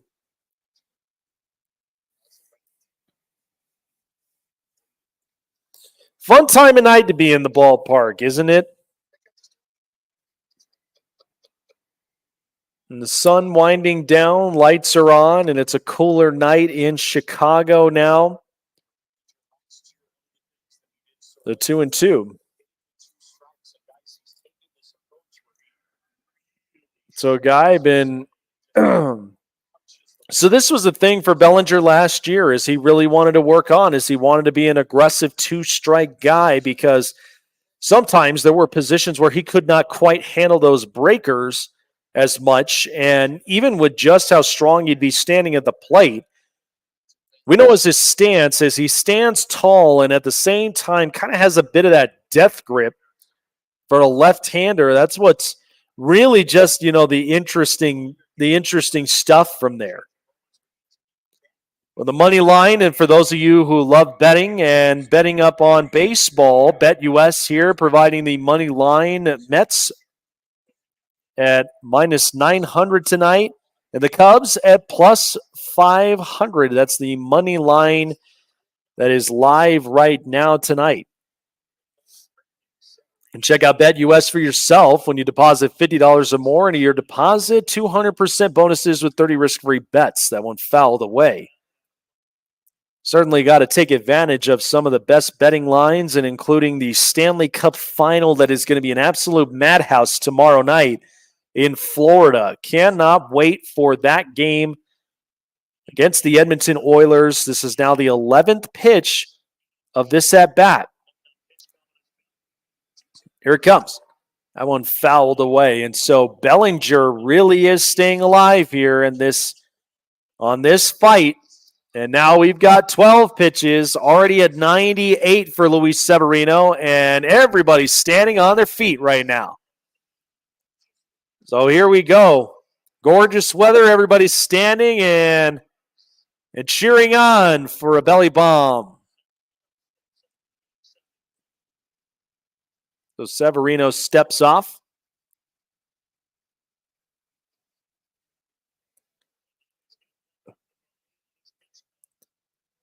And so as he's trying to fix up, looks like the pitch comm there.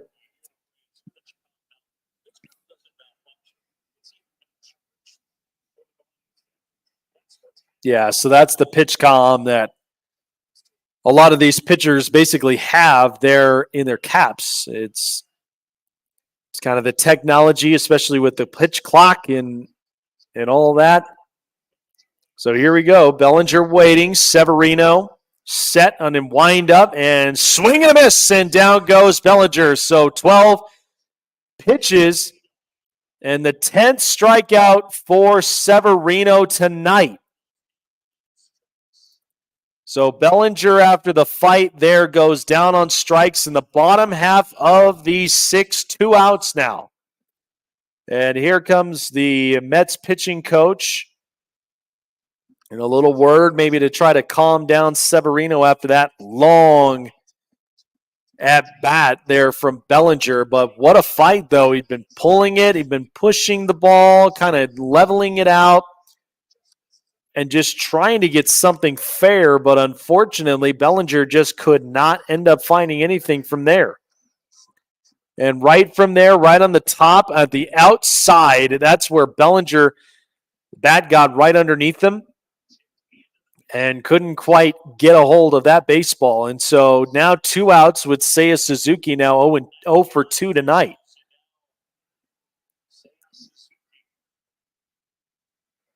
That one inside. He's met with a ball on that sinker, 1-0.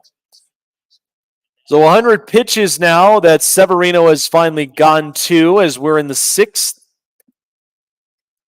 Inside again. And you know, Severino being the workhorse tonight and really kind of helping his credit. 5 2/3 innings, 3 hits, no runs, and 10 Ks tonight. Looked absolutely sharp. This one popped up right along the center field. It's Bader, and he makes the play. So the Cubs, once again, going quiet and silent all throughout the night as we head into the 7th inning here with the Mets leading 4-0.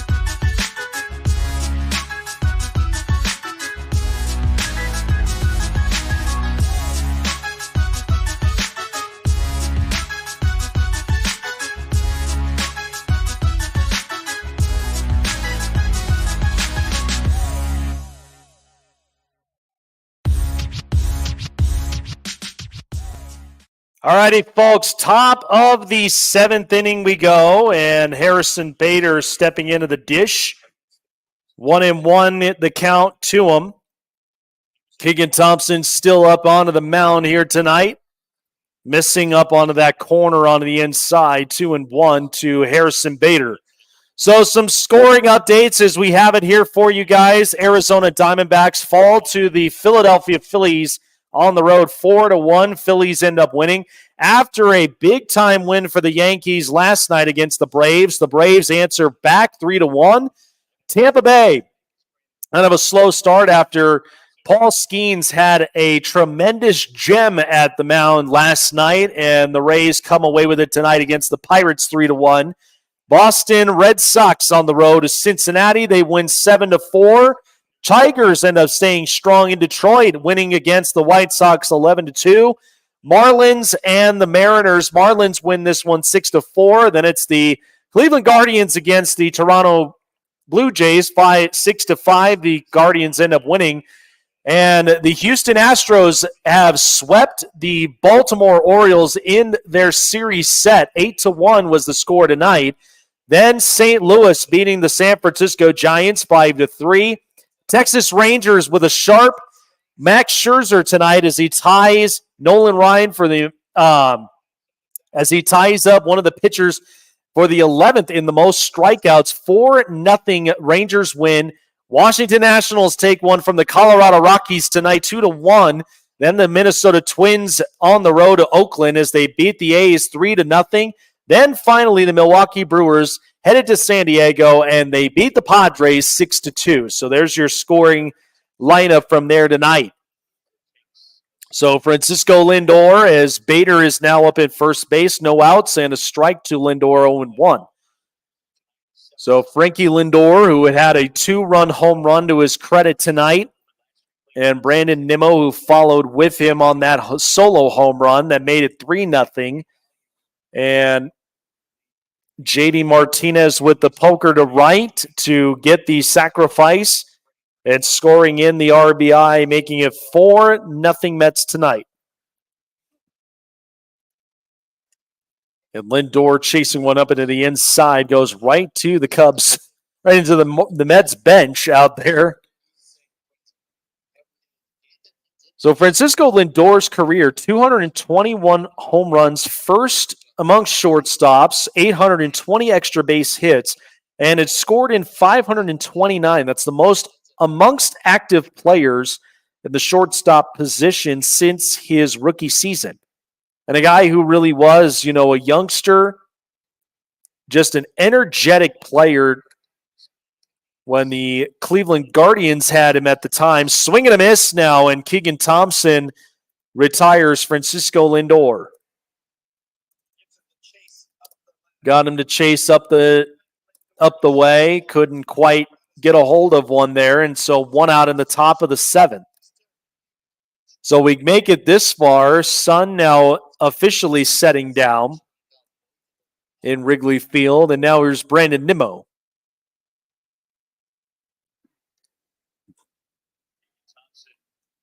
Thompson checking on Bader out there at first.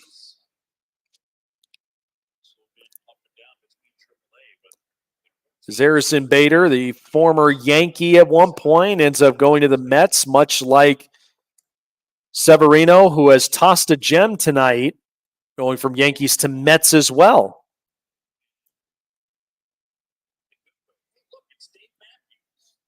Look at that.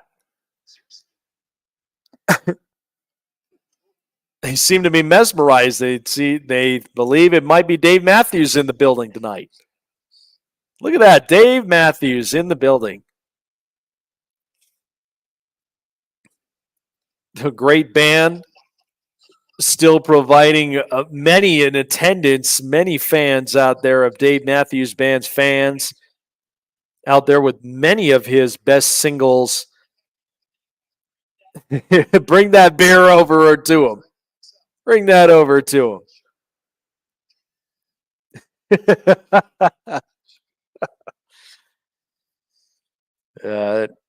Hoping we might see a satellite out there. We might get pretty lucky if we're able to see one. 1 and 2 to Brandon Nimmo. Well, look at that. I mean, that's actually pretty nice. It's a nice T-shirt right there. Dave Matthews Band, a little bit of that yellow, orangish, reddish with the blue. It's almost kind of got that St. Louis Blues kind of look, the originals. With the old blues trumpets. One up top, 2 and 2.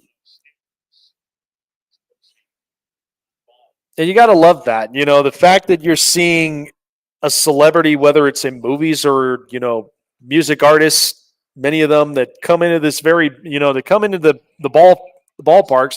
That one thrown outside, and now Bader is going to end up taking second base here with ease as Keegan Thompson threw it right back over to first base, but could not get at least the accurate throw from there. Crossed up Michael Busch over at first, and so Bader ends up there at second with ease.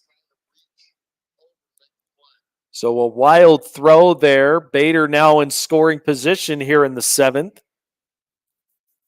And Thompson dealing with Nimmo. That one fouled outside of the left.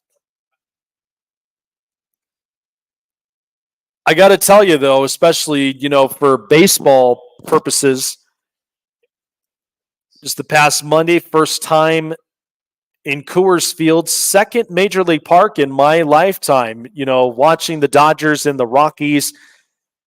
And just when you see Shohei Ohtani in person, it's just well worth the watch. You know, if you haven't done it, you know, in person before in your lifetime, and even while he's still playing up in baseball, you got to make a note.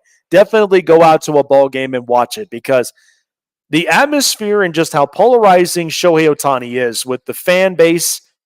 And whether you are or you're not a Dodger fan, but the fact that fans all around pulling out their cell phones, getting pictures and recording videos. Here's one, a shot to left, and that one is caught. And there's the second out of it. And Bader, who slides in beautifully to third, tagged up. The throw was way offline, and now he's only about 90 feet away.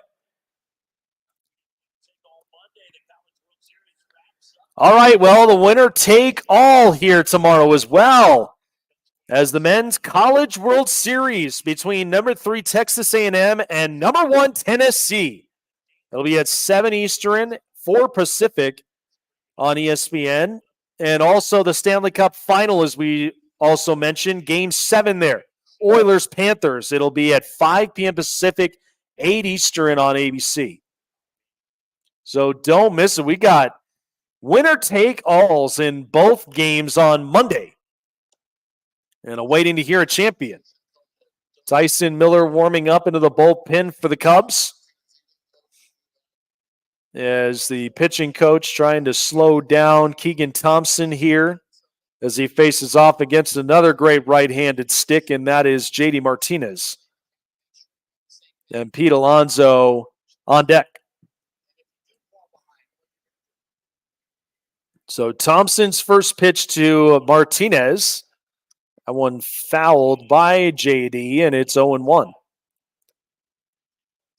Well, Martinez staying solid and strong through his outing and his campaign in 2024 as a member of the Mets this year, but talks, of course, whether he will still be in the clubhouse or he might be on the move to a different team looking to power their lineup for a potential postseason run. They've 1-1 the count. So J.D. Martinez, what a career and a quite a road for him as well. And first it started with the Houston Astros and could not quite find the stroke there and kind of figure it out not until 2014 when he ended up signing the small contract deal with the Detroit Tigers, and since then had been such a hot bat throughout that time, all the way to 2017 where he went with the Arizona Diamondbacks. That one inside, and yes, Martinez is hit by the pitch. And they thought maybe he might have got a knob on the bat, but nope, it ends up hitting him there. So we got runners at the corners. Now you see right there up onto the inside, and kind of got just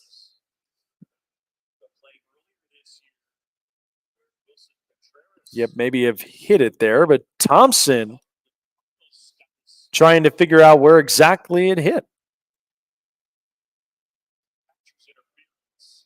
And they said this, so it's actually catcher's interference, and that's what awarded Martinez first base here. So now he's got to deal with Pete Alonso with runners at the corners and 2 outs. Outside pitch there, misses 1-0. But yeah, Martinez with the Tigers all the way till 2017, where he was dealt in the trade deadline, and I think arguably one of the biggest acquisitions in the trade deadline because the batting average, the home runs, and the RBIs were amongst the best amongst trade acquisition players. And at that point, the 2018 season where he signed that hefty contract with the Boston Red Sox, won a World Series in that span, and then eventually had signed with the Dodgers for at least a year when it was all said and done. And then it came on and kind of lingered and decided he was going to sign with the Mets. And it helped to power up this lineup. 3-0 count now on Alonso. Rounded foul. It's now 3-1. So when you think about it with just this Mets lineup and what we've seen thus far in the Mets this year, as you see it just from the stat line, the inning stats tonight, 8 hits, 2 home runs, 18 total bases for the Mets tonight, 4 runners left on base from both sides, and now Alonso is awarded a walk, and bases are loaded now here into the 7th. But this is how quiet, though, that the Cubs' offense has been. 3 hits, 0 home runs, 3 total bases, and have left runners on base 4 times here tonight. So both sides have basically left runners up on base for the same amount of time, but unfortunately the Cubs could not come away with anything, and the Mets with 8 total hits and 18 total bases tonight, and most of those were awarded from walks.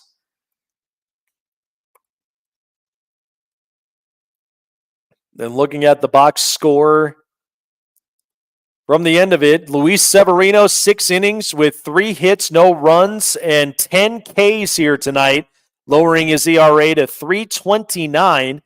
And then Javier Assad, who had only had gone 4 1/3 innings with 7 hits, 4 earned runs, 1 walk, and 2 home runs with 0 strikeouts that he had. ERA now at 3.04. And Keegan Thompson now is being taken out. And that's when we're going to get Tyson Miller here.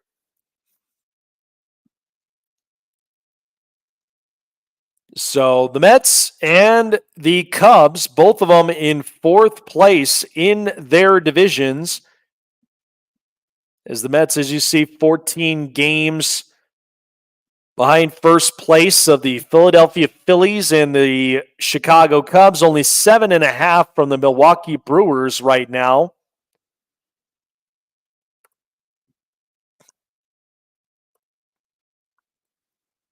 But look at the Mets on their stat lines from here.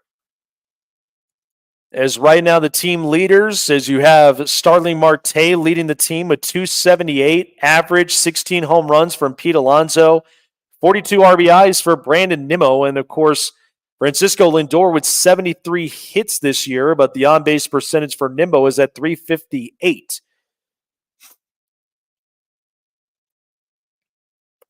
But as we see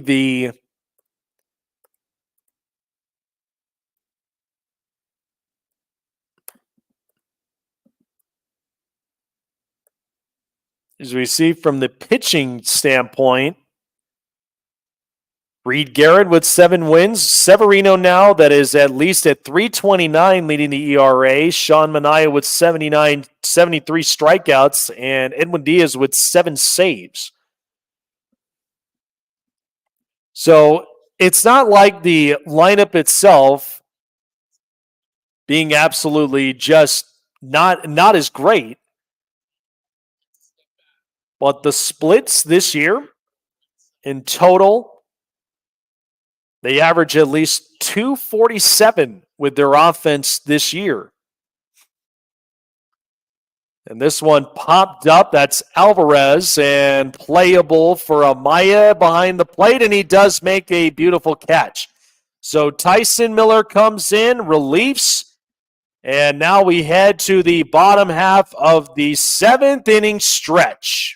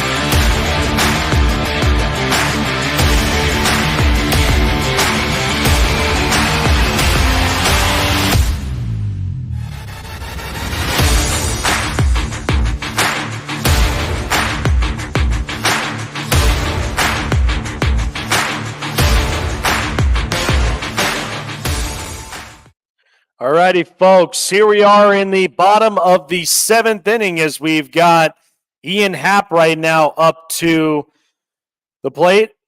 Daniel Nunez, 2.04 ERA, 17 2/3 innings he's pitched. He's coming out to relieve Severino, and on a long night he's pitched. A great job by Luis Severino tonight with 10 strikeouts in the 6 innings he's pitched. And now we start to see the Mets relief pen come out to play. 1-1. One swung on and fouled. But looking at the Mets with the sabermetrics and their stats all throughout this far, and they have not been a strong hitting team at home, but they certainly have been heating up on the road at 276 from their stat line. And you could tell the difference. There's a base hit up into the left field, in the left center, and now Ian Happ is up and aboard with nobody out. So hopefully the Cubs bats will start to come alive here tonight. And there's Ryan Sandberg doing the take me out to the ball game on the 7th inning stretch from here. But through the months, in April, they were batting .244, and then in May, they were batting .232. But in this month of June for the Mets on their offense, they've been batting .284. So there has been some life that's been coming together for the Mets, and hoping that this will be their big turnaround, and that's what they're trying to figure out, even with the up-and-coming trade deadline in July. But the most success as far as their lineup goes is the bottom hitters from spots 7 and 8. In the 7th batter, they hit .281, and in the 8th, They hit 300. So how about that? They're mostly have been relying a lot on their bottom half of their lineups from there. So that's the stretch for the Mets there. But wouldn't you know on that? So 4-0 right now for the Mets. 1-2 to Morel. This one hit in the air to deep center field. Bader giving chase, and it is gone out there into the center field spot. And we've got ourselves a ball game. Christopher Morel with his 15th home run of the season. The Cubs are back into the ball game. It is now 4-2 New York. Well, there's the life that we were hoping to see for the Cubs, and it comes up late in the 7th. And Nunez, who threw the mistake pitch, but Christopher Morel, looking at the extension, and right there up into the zone in the heart of the plate, and just takes it out to straightaway center field at the 404 stop. And what a job there for Morel. Cubs are back in business. And now Nunez getting a talk to with Alvarez and the pitching coach. So the Cubs are back in business again.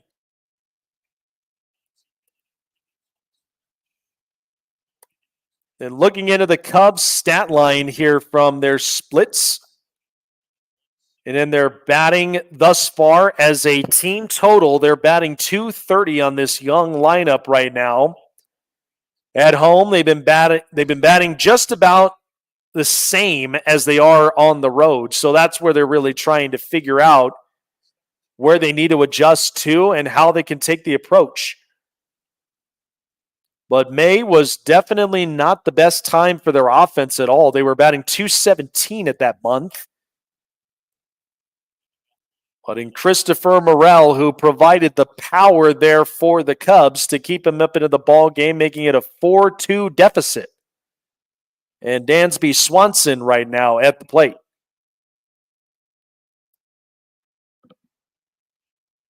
Oh, 0-2 to Swanson.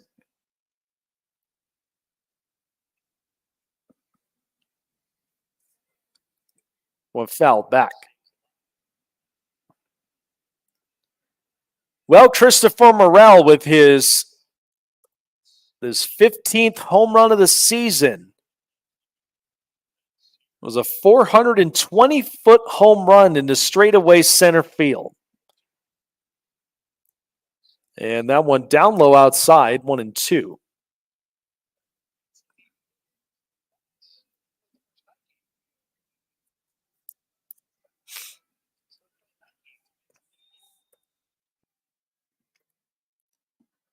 Swanson now and a ground ball right to second. McNeil will field it cleanly, and there is one out here into the inning. So Nunez, who gave up the 2-run home run earlier, he now records the out. That'll bring up Paul Crow Armstrong.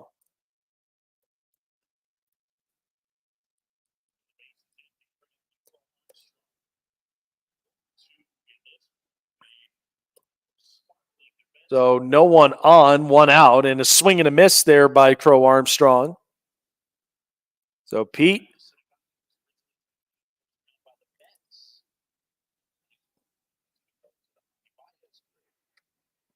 One outside does get the call as it just kind of stays right in the line. It's now 0-2.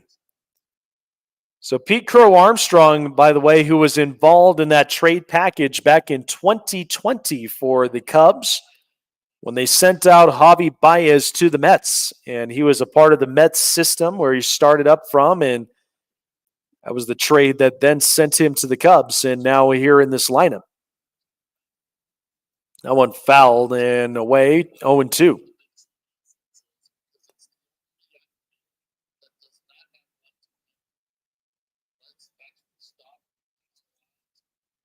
So as you look from here, the cutout of Ryan Sandberg's number there, 23.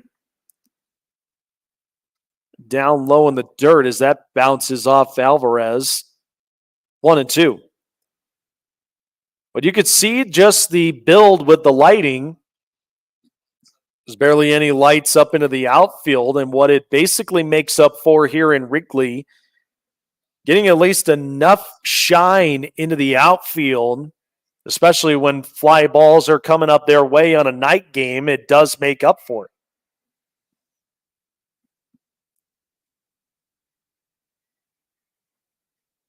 Two and two now to Pete Crow Armstrong.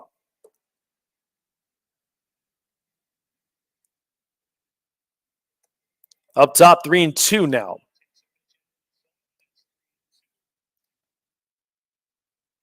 So as the night continues to give us beautiful vibes, 72 degrees out there.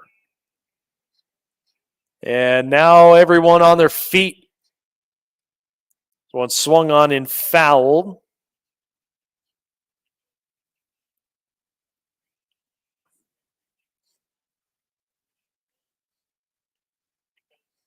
So a good look seeing Dave Matthews there out in the field, absolutely loving it. Ryan Sandberg in the building as well. One swung on and missed, and Pete Crow Armstrong goes down swinging, and 2 outs now here in the 7th. Nicely done by Nunez.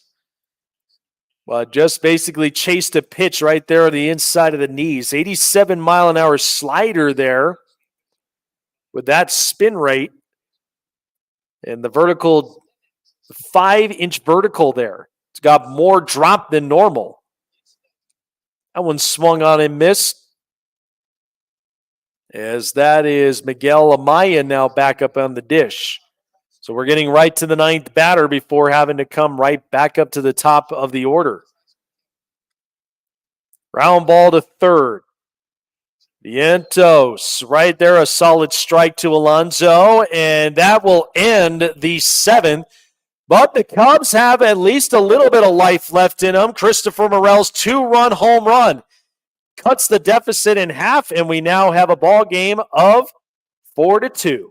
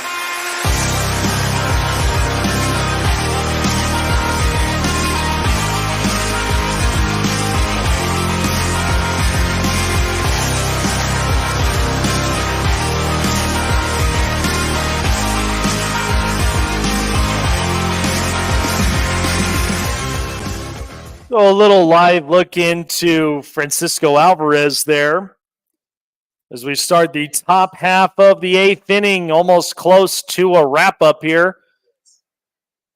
And an 0-1 count right now to Matt Vientos.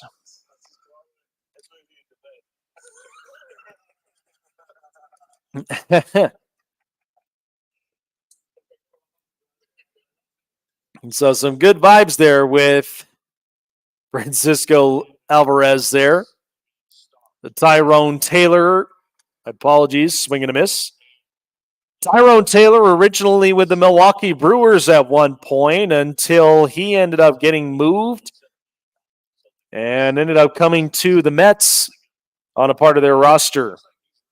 And really a real nice utility piece for the Mets to utilize, and even in late innings. That one is called strike 3 as Taylor ends up sitting down here up onto the pitch. Yeah, there's a little marking there, the best. It's a basic one there.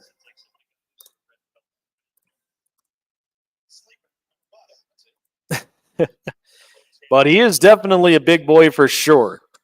Definitely built for muscle. So Mark Vientos 0 for 3 with a strikeout.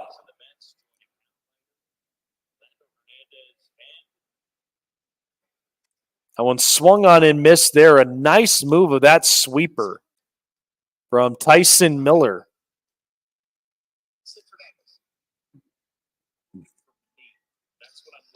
So, looking for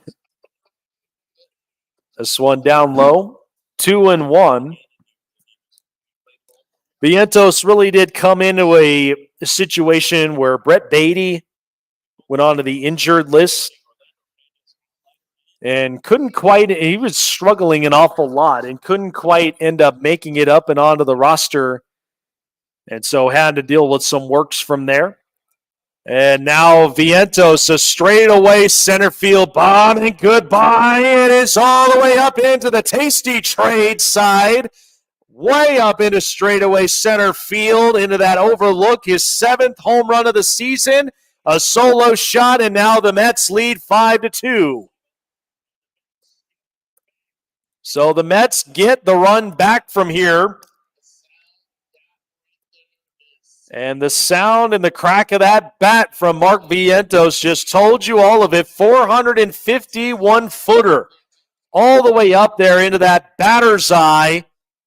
Into the tasty trade spot. A beautiful extension. Stays upright. And a good shot from Mark Vientos.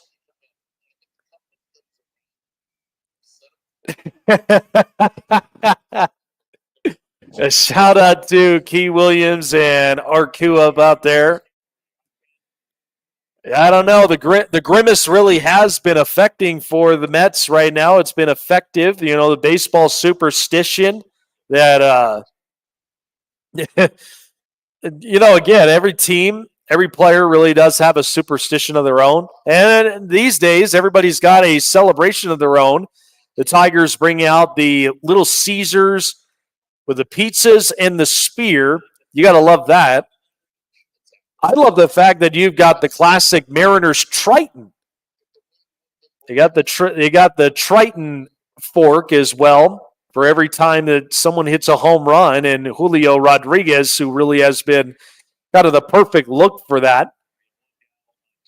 3-1 now to the second baseman, Jeff McNeil. One out. And post Mark Vientos home run. That one shot and caught there by Michael Busch right there. Good reaction timing for him. And now we got 2 out. Yeah, you saw right here in the center field shot, you got the cameraman out there kind of ducking. And as you see a lot in the media booths up there in the straightaway center field box. Yep, second game of the Mets series, 6-2 lead for the Rangers, and Mets came back. Yep, they did, and I think that's just kind of what they've been figuring out right now with just not only just the grimace thing, but the fact that these These bats have been coming out alive in the month of June. It's been a beautiful month for them. Popped up into right and calling it as Bellinger, and that will end the top half of the 8th. Mark Vientos with a solo home run all the way out to deep away, straightaway center field. Mets get their run back and lead 5-2.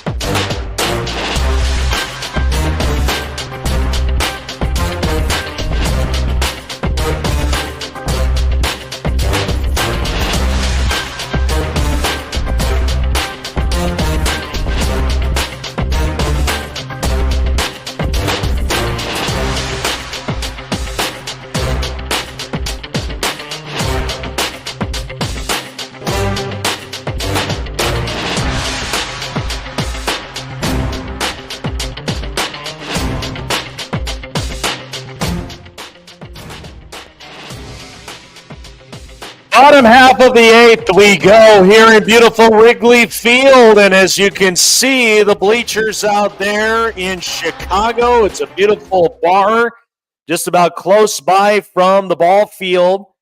Heard lots of really, really good stuff from there. And so Reed Garrett now coming out for the Mets to hold things here. 3.03 ERA, 35 2/3 innings. And his strikeout rate at 36%. Jose Iglesias is going to take over for Matt Vientos at third base here. And so now Nico Horner up at the plate. And Alonso trying to track it. It's fouled outside, and that sinker, it's 0-2. But a little summary here into the game. As the offense got started with Francisco Lindor with a 2-run home run into left field. And Brandon Nimmo followed up 3-0 with a solo home run.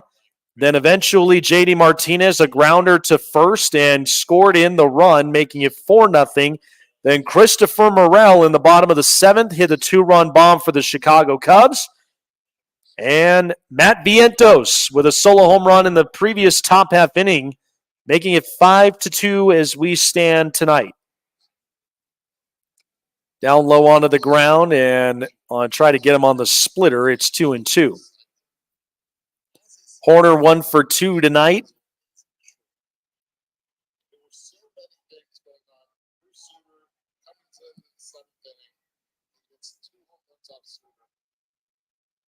Here comes the 2-2. Down low onto the sinker. And we are at 3-2 here with Reed Garrett. So it was quite the storyline for the Mets. 10 strikeouts for Luis Severino, a nice gem there. And he got him looking on that strikeout there. And so Garrett will get the out and froze him up.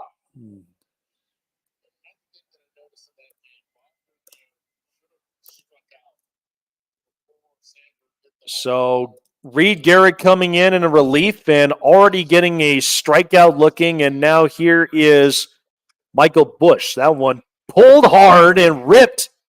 And it's a fair ball. Busch is going to end up moving his way to second base as Taylor throws it into the cutoff man. And Michael Busch standing in with these on a stand-up double here with one out.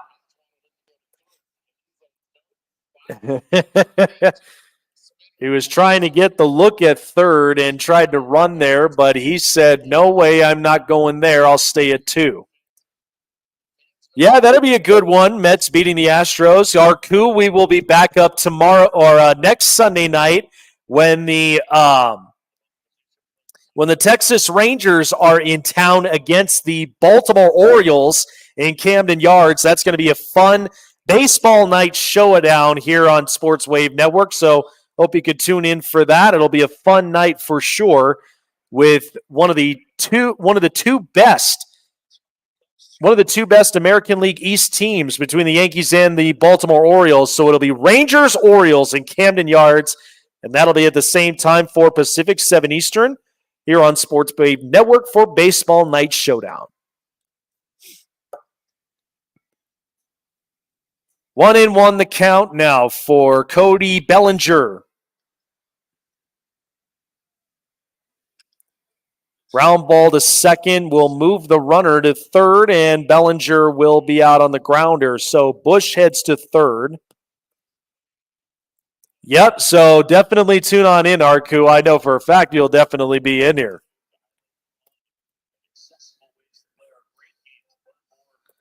So to learn more about playing ball, and of course for a lot of the youngsters up out there, playball.org, check it out for yourself. For a lot of the youngsters, and especially from the Little League all the way up to the Junior League level. Find your way to play ball here at playball.org. Seiya Suzuki. Oh, wow. A sweeper way up on the outside. Don't know where it may have crossed the plane there, but it's a strike. 0-1 nonetheless. 0-3 right now for 0 for 3 for Seiya Suzuki tonight. Swing and a miss, and could not connect on the splitter. Edwin Diaz, as you know, the legendary trumpet horn when they call it out. We're going to come up onto a save situation for the Mets.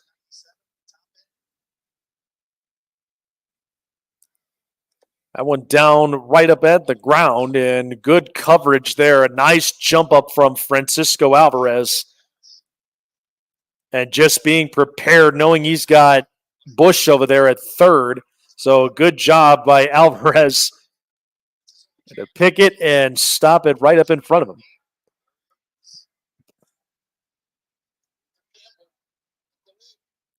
Oh, look at that. All the celebrities out in the building here in Wrigley Field tonight. Splitter inside, almost up at the toes. It's Suzuki 2-2. 51 viewers and counting here tonight. A solid, strong outing for our streaming services tonight as the Mets lead the Cubs 5-2. Busch 90 feet away with 2 outs, and Suzuki at a 2-2 count. A foul back.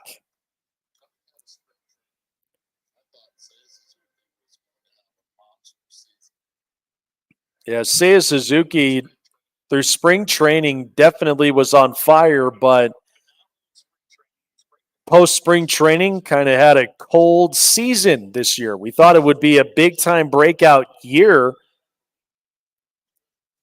for the star. In March and April, he batted .305 with an .893 OPS, but in the months of May and June, May took a huge dip at .219, but is eventually finding it this month at .292. Here's a flare out toward right center and called off by Tyrone Taylor. And the top of the lineup we go here into the top half of the ninth inning, almost close to a close. It's 5-2 Mets.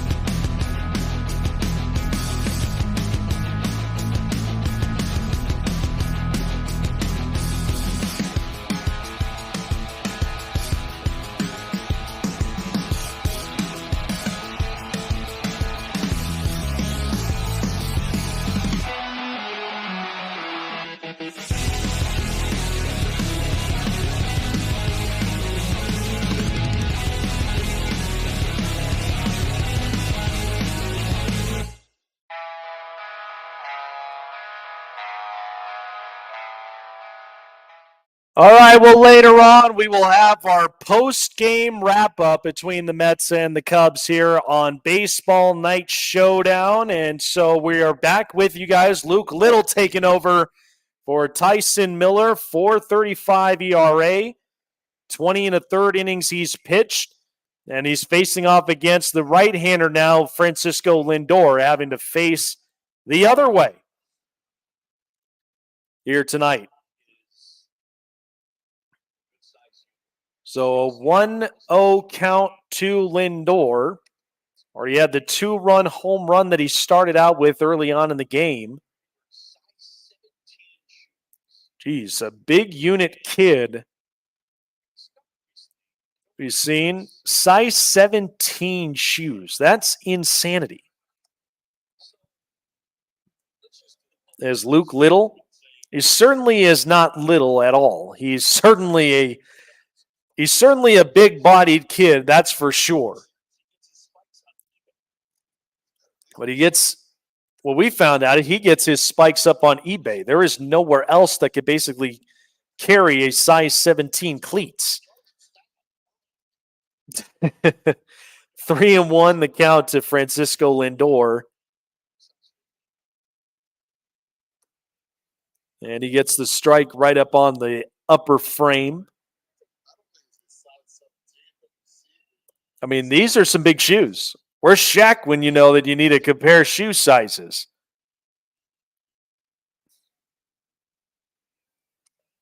One grounded foul.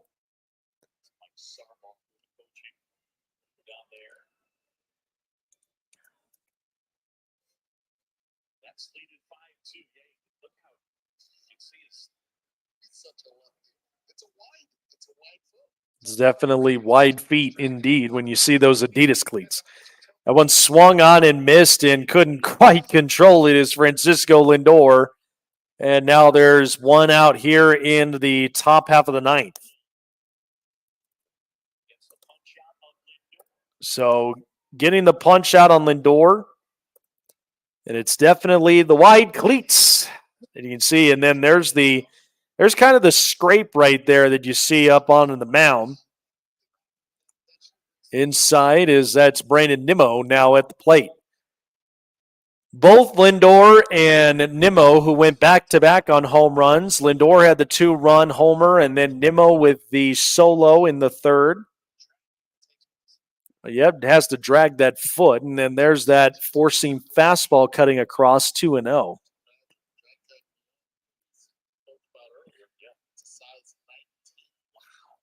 Man.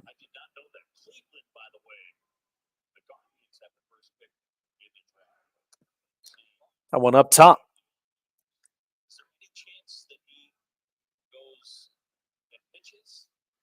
think right now they're focusing maybe just on the hitting. The velocity went down, but then again, Kevin O'Sullivan, the head coach,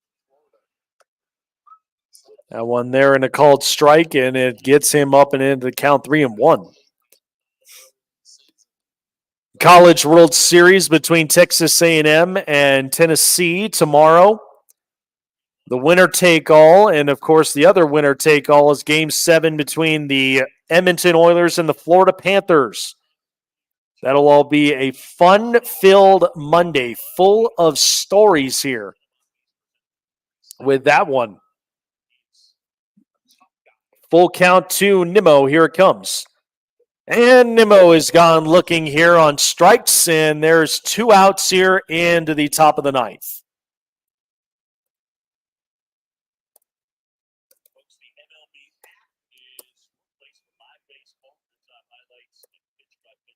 So as we've said before for Baseball Night Showdown, join us next Sunday night when the Texas Rangers come into town against the Baltimore Orioles as one of the 2 best teams in the AL East. With the Baltimore Orioles are going to power up their bats against the Texas Rangers, who just got Max Scherzer back from the injured list. Had a great outing, 4-0 against the Kansas City Royals. So tune in tomorrow. Rangers, Orioles, here on Sports Wave Network. And a ground ball right toward short, and that one will end the top frame of the ninth. Last half of the frame coming up bottom of the ninth with Ian Happ to start off with here for the Chicago Cubs.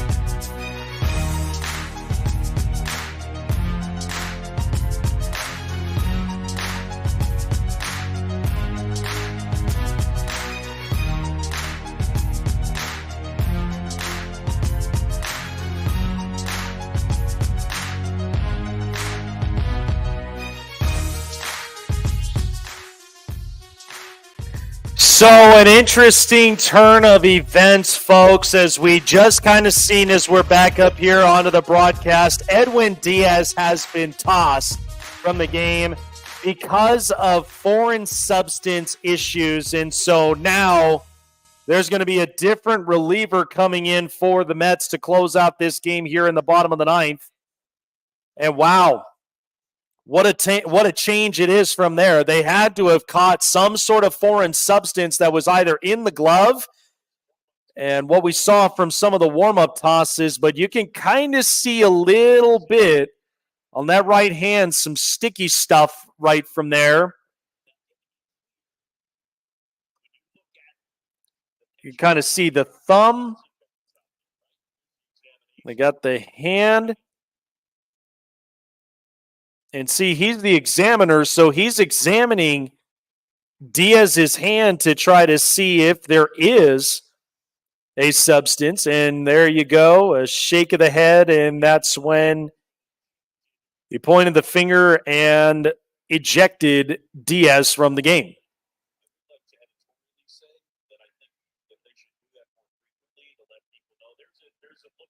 Wow. But yeah, you can see a bit of that on that right hand where there's a little bit of some shiny stuff you can kind of see from just that part of his hand where you could see the substance, and then that's where the evidence was initially clear.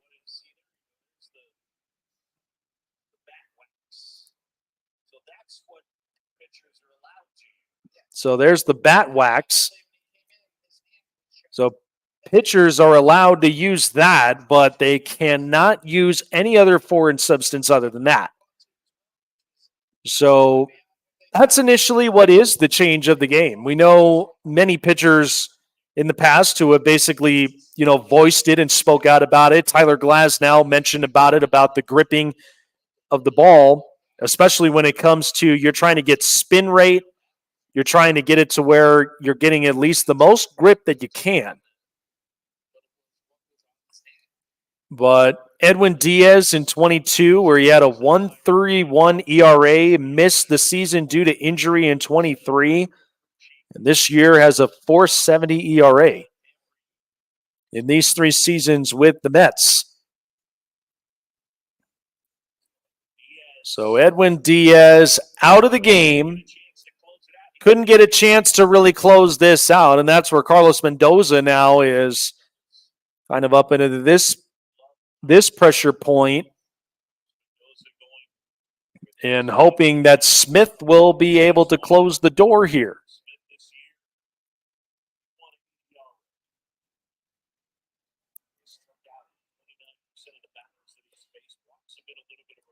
So Drew Smith this year, 2 saves, 3.18 ERA, and 22 strikeouts. But here you go.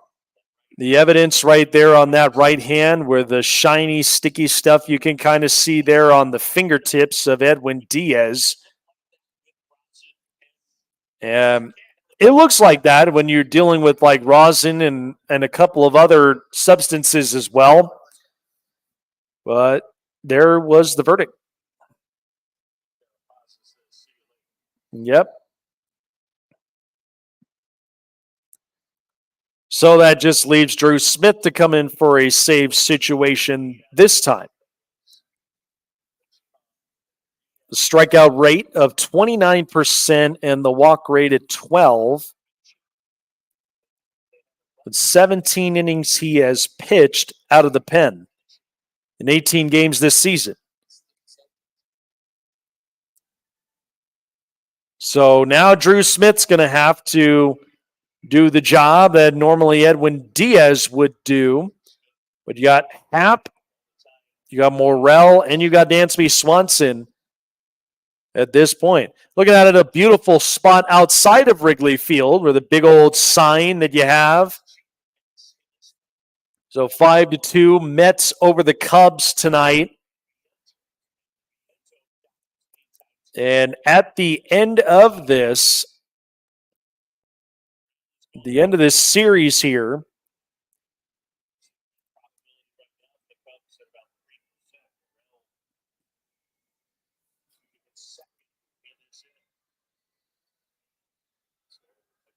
So we are at June 23rd.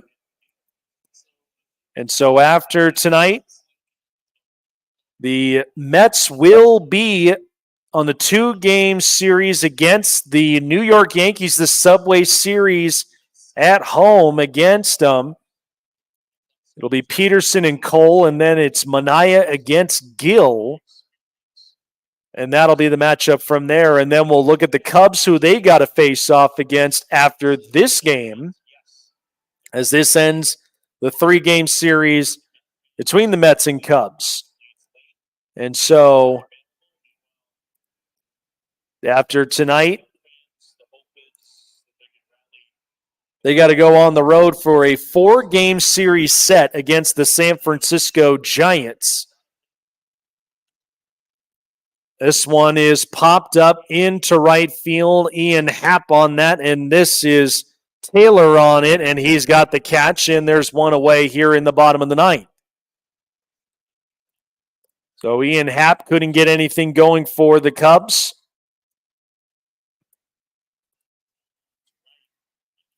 And a fly out there, one away.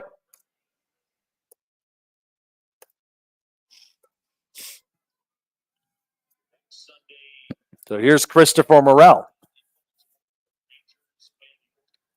One down on the ground there. Good stop by Alvarez. 1-0 the count. Morel had a 2-run home run, 1 for 3 tonight, and try to get the Cubs back in the game. That one inside up at the knees. 1-1.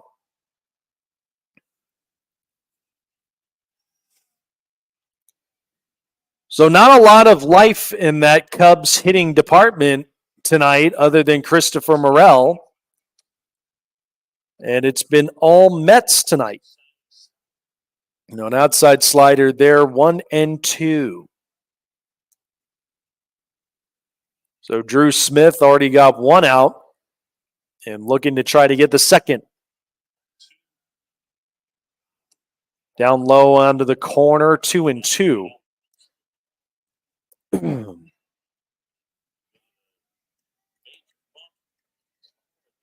Christopher Morel, who had been in quite the funk, had been trying to get his batting average up this month and had not been the easy route. That one down low, it's now filled 3-2. Between these bats, between him and Seiya Suzuki and Dansby Swanson and a couple others, not a whole lot of noise. That one called strike 3, and there's a strikeout, and now there are 2 gone. And to kind of get close to wrapping up this game. This one was low right up from there, and it comes right back in, and a nice pitch by Drew Smith. And getting this one done. So now Dansby Swanson, who had been quiet all night tonight. One outside, 1-0 here. So Dansby Swanson 0 for 3 tonight, 210, 8 homers and 25 RBIs this year. A 648 OPS. I've been good defensively, but has not been the answer for the bat. And swung on in, fouled back. A strike on him, evens the count. Well, on a great night here in Wrigley. And unlikely to say for the Cubs fans out there, as Mets potentially try to take 2 of 3 in this series. They had won 11-1 in Game 1 against the Cubs. Cubs answered back 8-1. And right now the Mets are in position at 5-2 tonight. So checking in a little bit.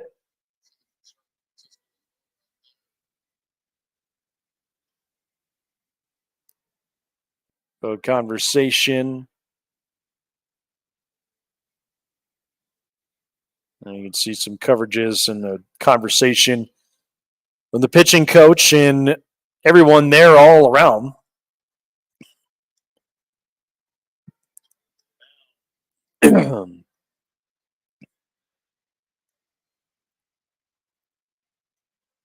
Trying to basically see what the commotion was from the time they called everybody in.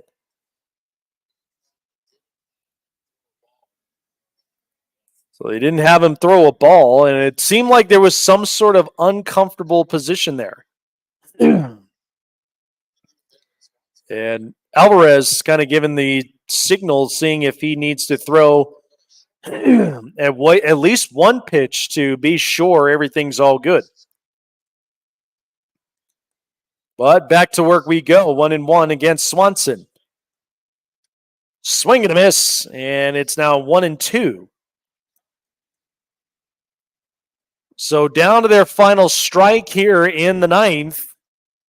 Mets lead 5-2.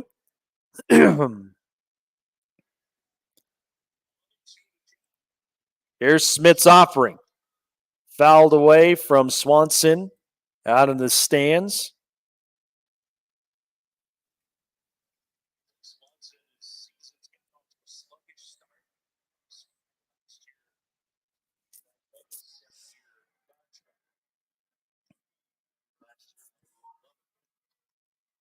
One and two.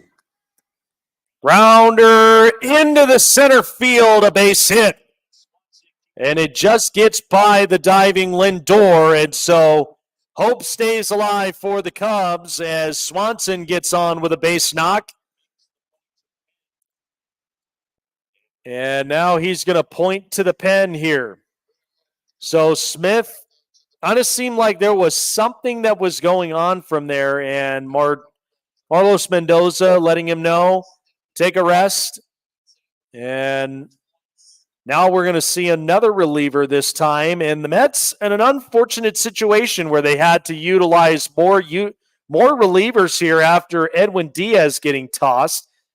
And then all of a sudden a comfortability issue for Drew Smith, which now had to force him up out of the game a little bit. And so now a lefty's going to come in.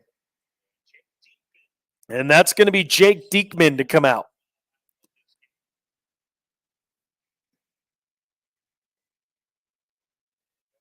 Yeah, what a change it was for the Mets here tonight. In somewhere where they didn't even want to be in that kind of position, but this is where they are. So Jake Diekman, the left-hander, veteran, has to come out and shut the final door here.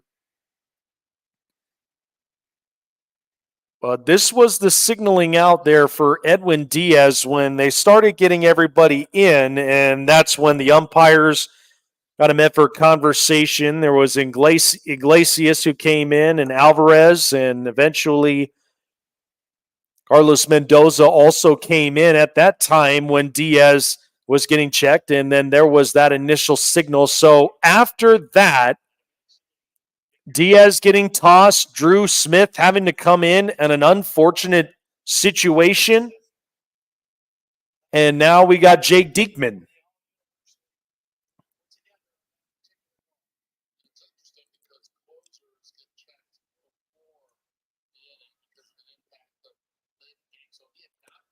So thus far, closers are getting checked more than many pitchers because the fact of, a closer situation and what we've initially seen, and especially with the uses of foreign substances, Rosen and many others, it has been quite the rule change that many of these pitchers in Major League Baseball have been trying to adjust. But this is what it's kind of stood for in quite this scenario. But they understand it. They get it's one of those changes that they're trying to make at least the better of the game as far as the competition goes and whatnot. But some pitchers have, in fact, voiced it where some you don't quite know. So pinch hitter coming up for the Cubs, it's going to be Patrick Wisdom that's going to come up against Jake Diekman. Has been playing well against left-handed pitchers this year. Alvarez coming back out. So Diekman, 3.86 ERA, 23 and a third innings with a 28% K rate and the walk rate at 18%. 31 games he's already has played this season. And one up top, and there's a strike. Ooh, right up top, up onto the frame. And Wisdom, he had to look at that and shake his head too. Not sure where that ended up missing out at. Wisdom, 203 batting average, 3 home runs. A slow start as well to his campaign. And a check swing. He did go on it, 0-2. So Wisdom having to step out and taking at least a little bit of a time call. Down to the final strike again now for the Cubs. Mets 5, Cubs 2. And there it is, and that will shut the door. And so Jake Diekman, who gets the final strikeout of the night and the final out. Mets go on to win this one, taking 2 of 3 here in the series. They win 5-2 tonight. And again, quite the ending all through and through tonight with changes of relievers from Edwin Diaz to Drew Smith and now Jake Diekman. But here's Patrick Wisdom, and Wisdom is really starting to get vocal with the umpires. But nonetheless, Mets go on to win 5 runs, 9 hits, no errors. And the Cubs with 2 runs, 7 hits, and 2 errors in the game. Mets take this one on an easy 2 of 3 in the series and will head back home for the 2-game stretch in the Subway Series against the Yankees, while the Chicago Cubs pack their bags and head for San Francisco for a 4-game stretch. Either way, it was definitely quite the game indeed, and looking at least from the box score and giving everybody a wrap-up of what had all gone on in the game. Luis Severino getting the win here tonight. 6 innings, 3 hits, no earned runs, 10 strikeouts. 5-2 record now he improves to. And Javier Assad goes 4-3. 4 1/3 innings pitched, 7 hits, 4 earned runs, no strikeouts, and 1 walk. Jake Diekman comes in for at least a 3rd inning, gets a strikeout, gets his 3rd save of the season, and the Mets end up winning this game 5-2. And how they did so indeed all through the game, play-by-play summaries. We go to the top of the 3rd inning where Francisco Lindor hit a 2-run home run in a left center field. Mets ended up leading 2-0. And following up with that, Brandon Nimmo with a home run in the left center and following up a back-to-back home runs for the Mets. And then in the top of the 5th inning, JD Martinez grounds out to first, forcing to get Harrison Bader to score from third and moving Nimmo and Lindor. And in the bottom of the 7th, when a 4-0 Mets lead, Christopher Morel gets some life for the Cubs and hits a 2-run home run into deep center field. And it was a 4-2 ball game, cutting the deficit in half. And finally, in the 8th inning, Mark Vientos comes around and hits a home run into center field, 451-footer, the longest tonight. Solo shot, 5-2.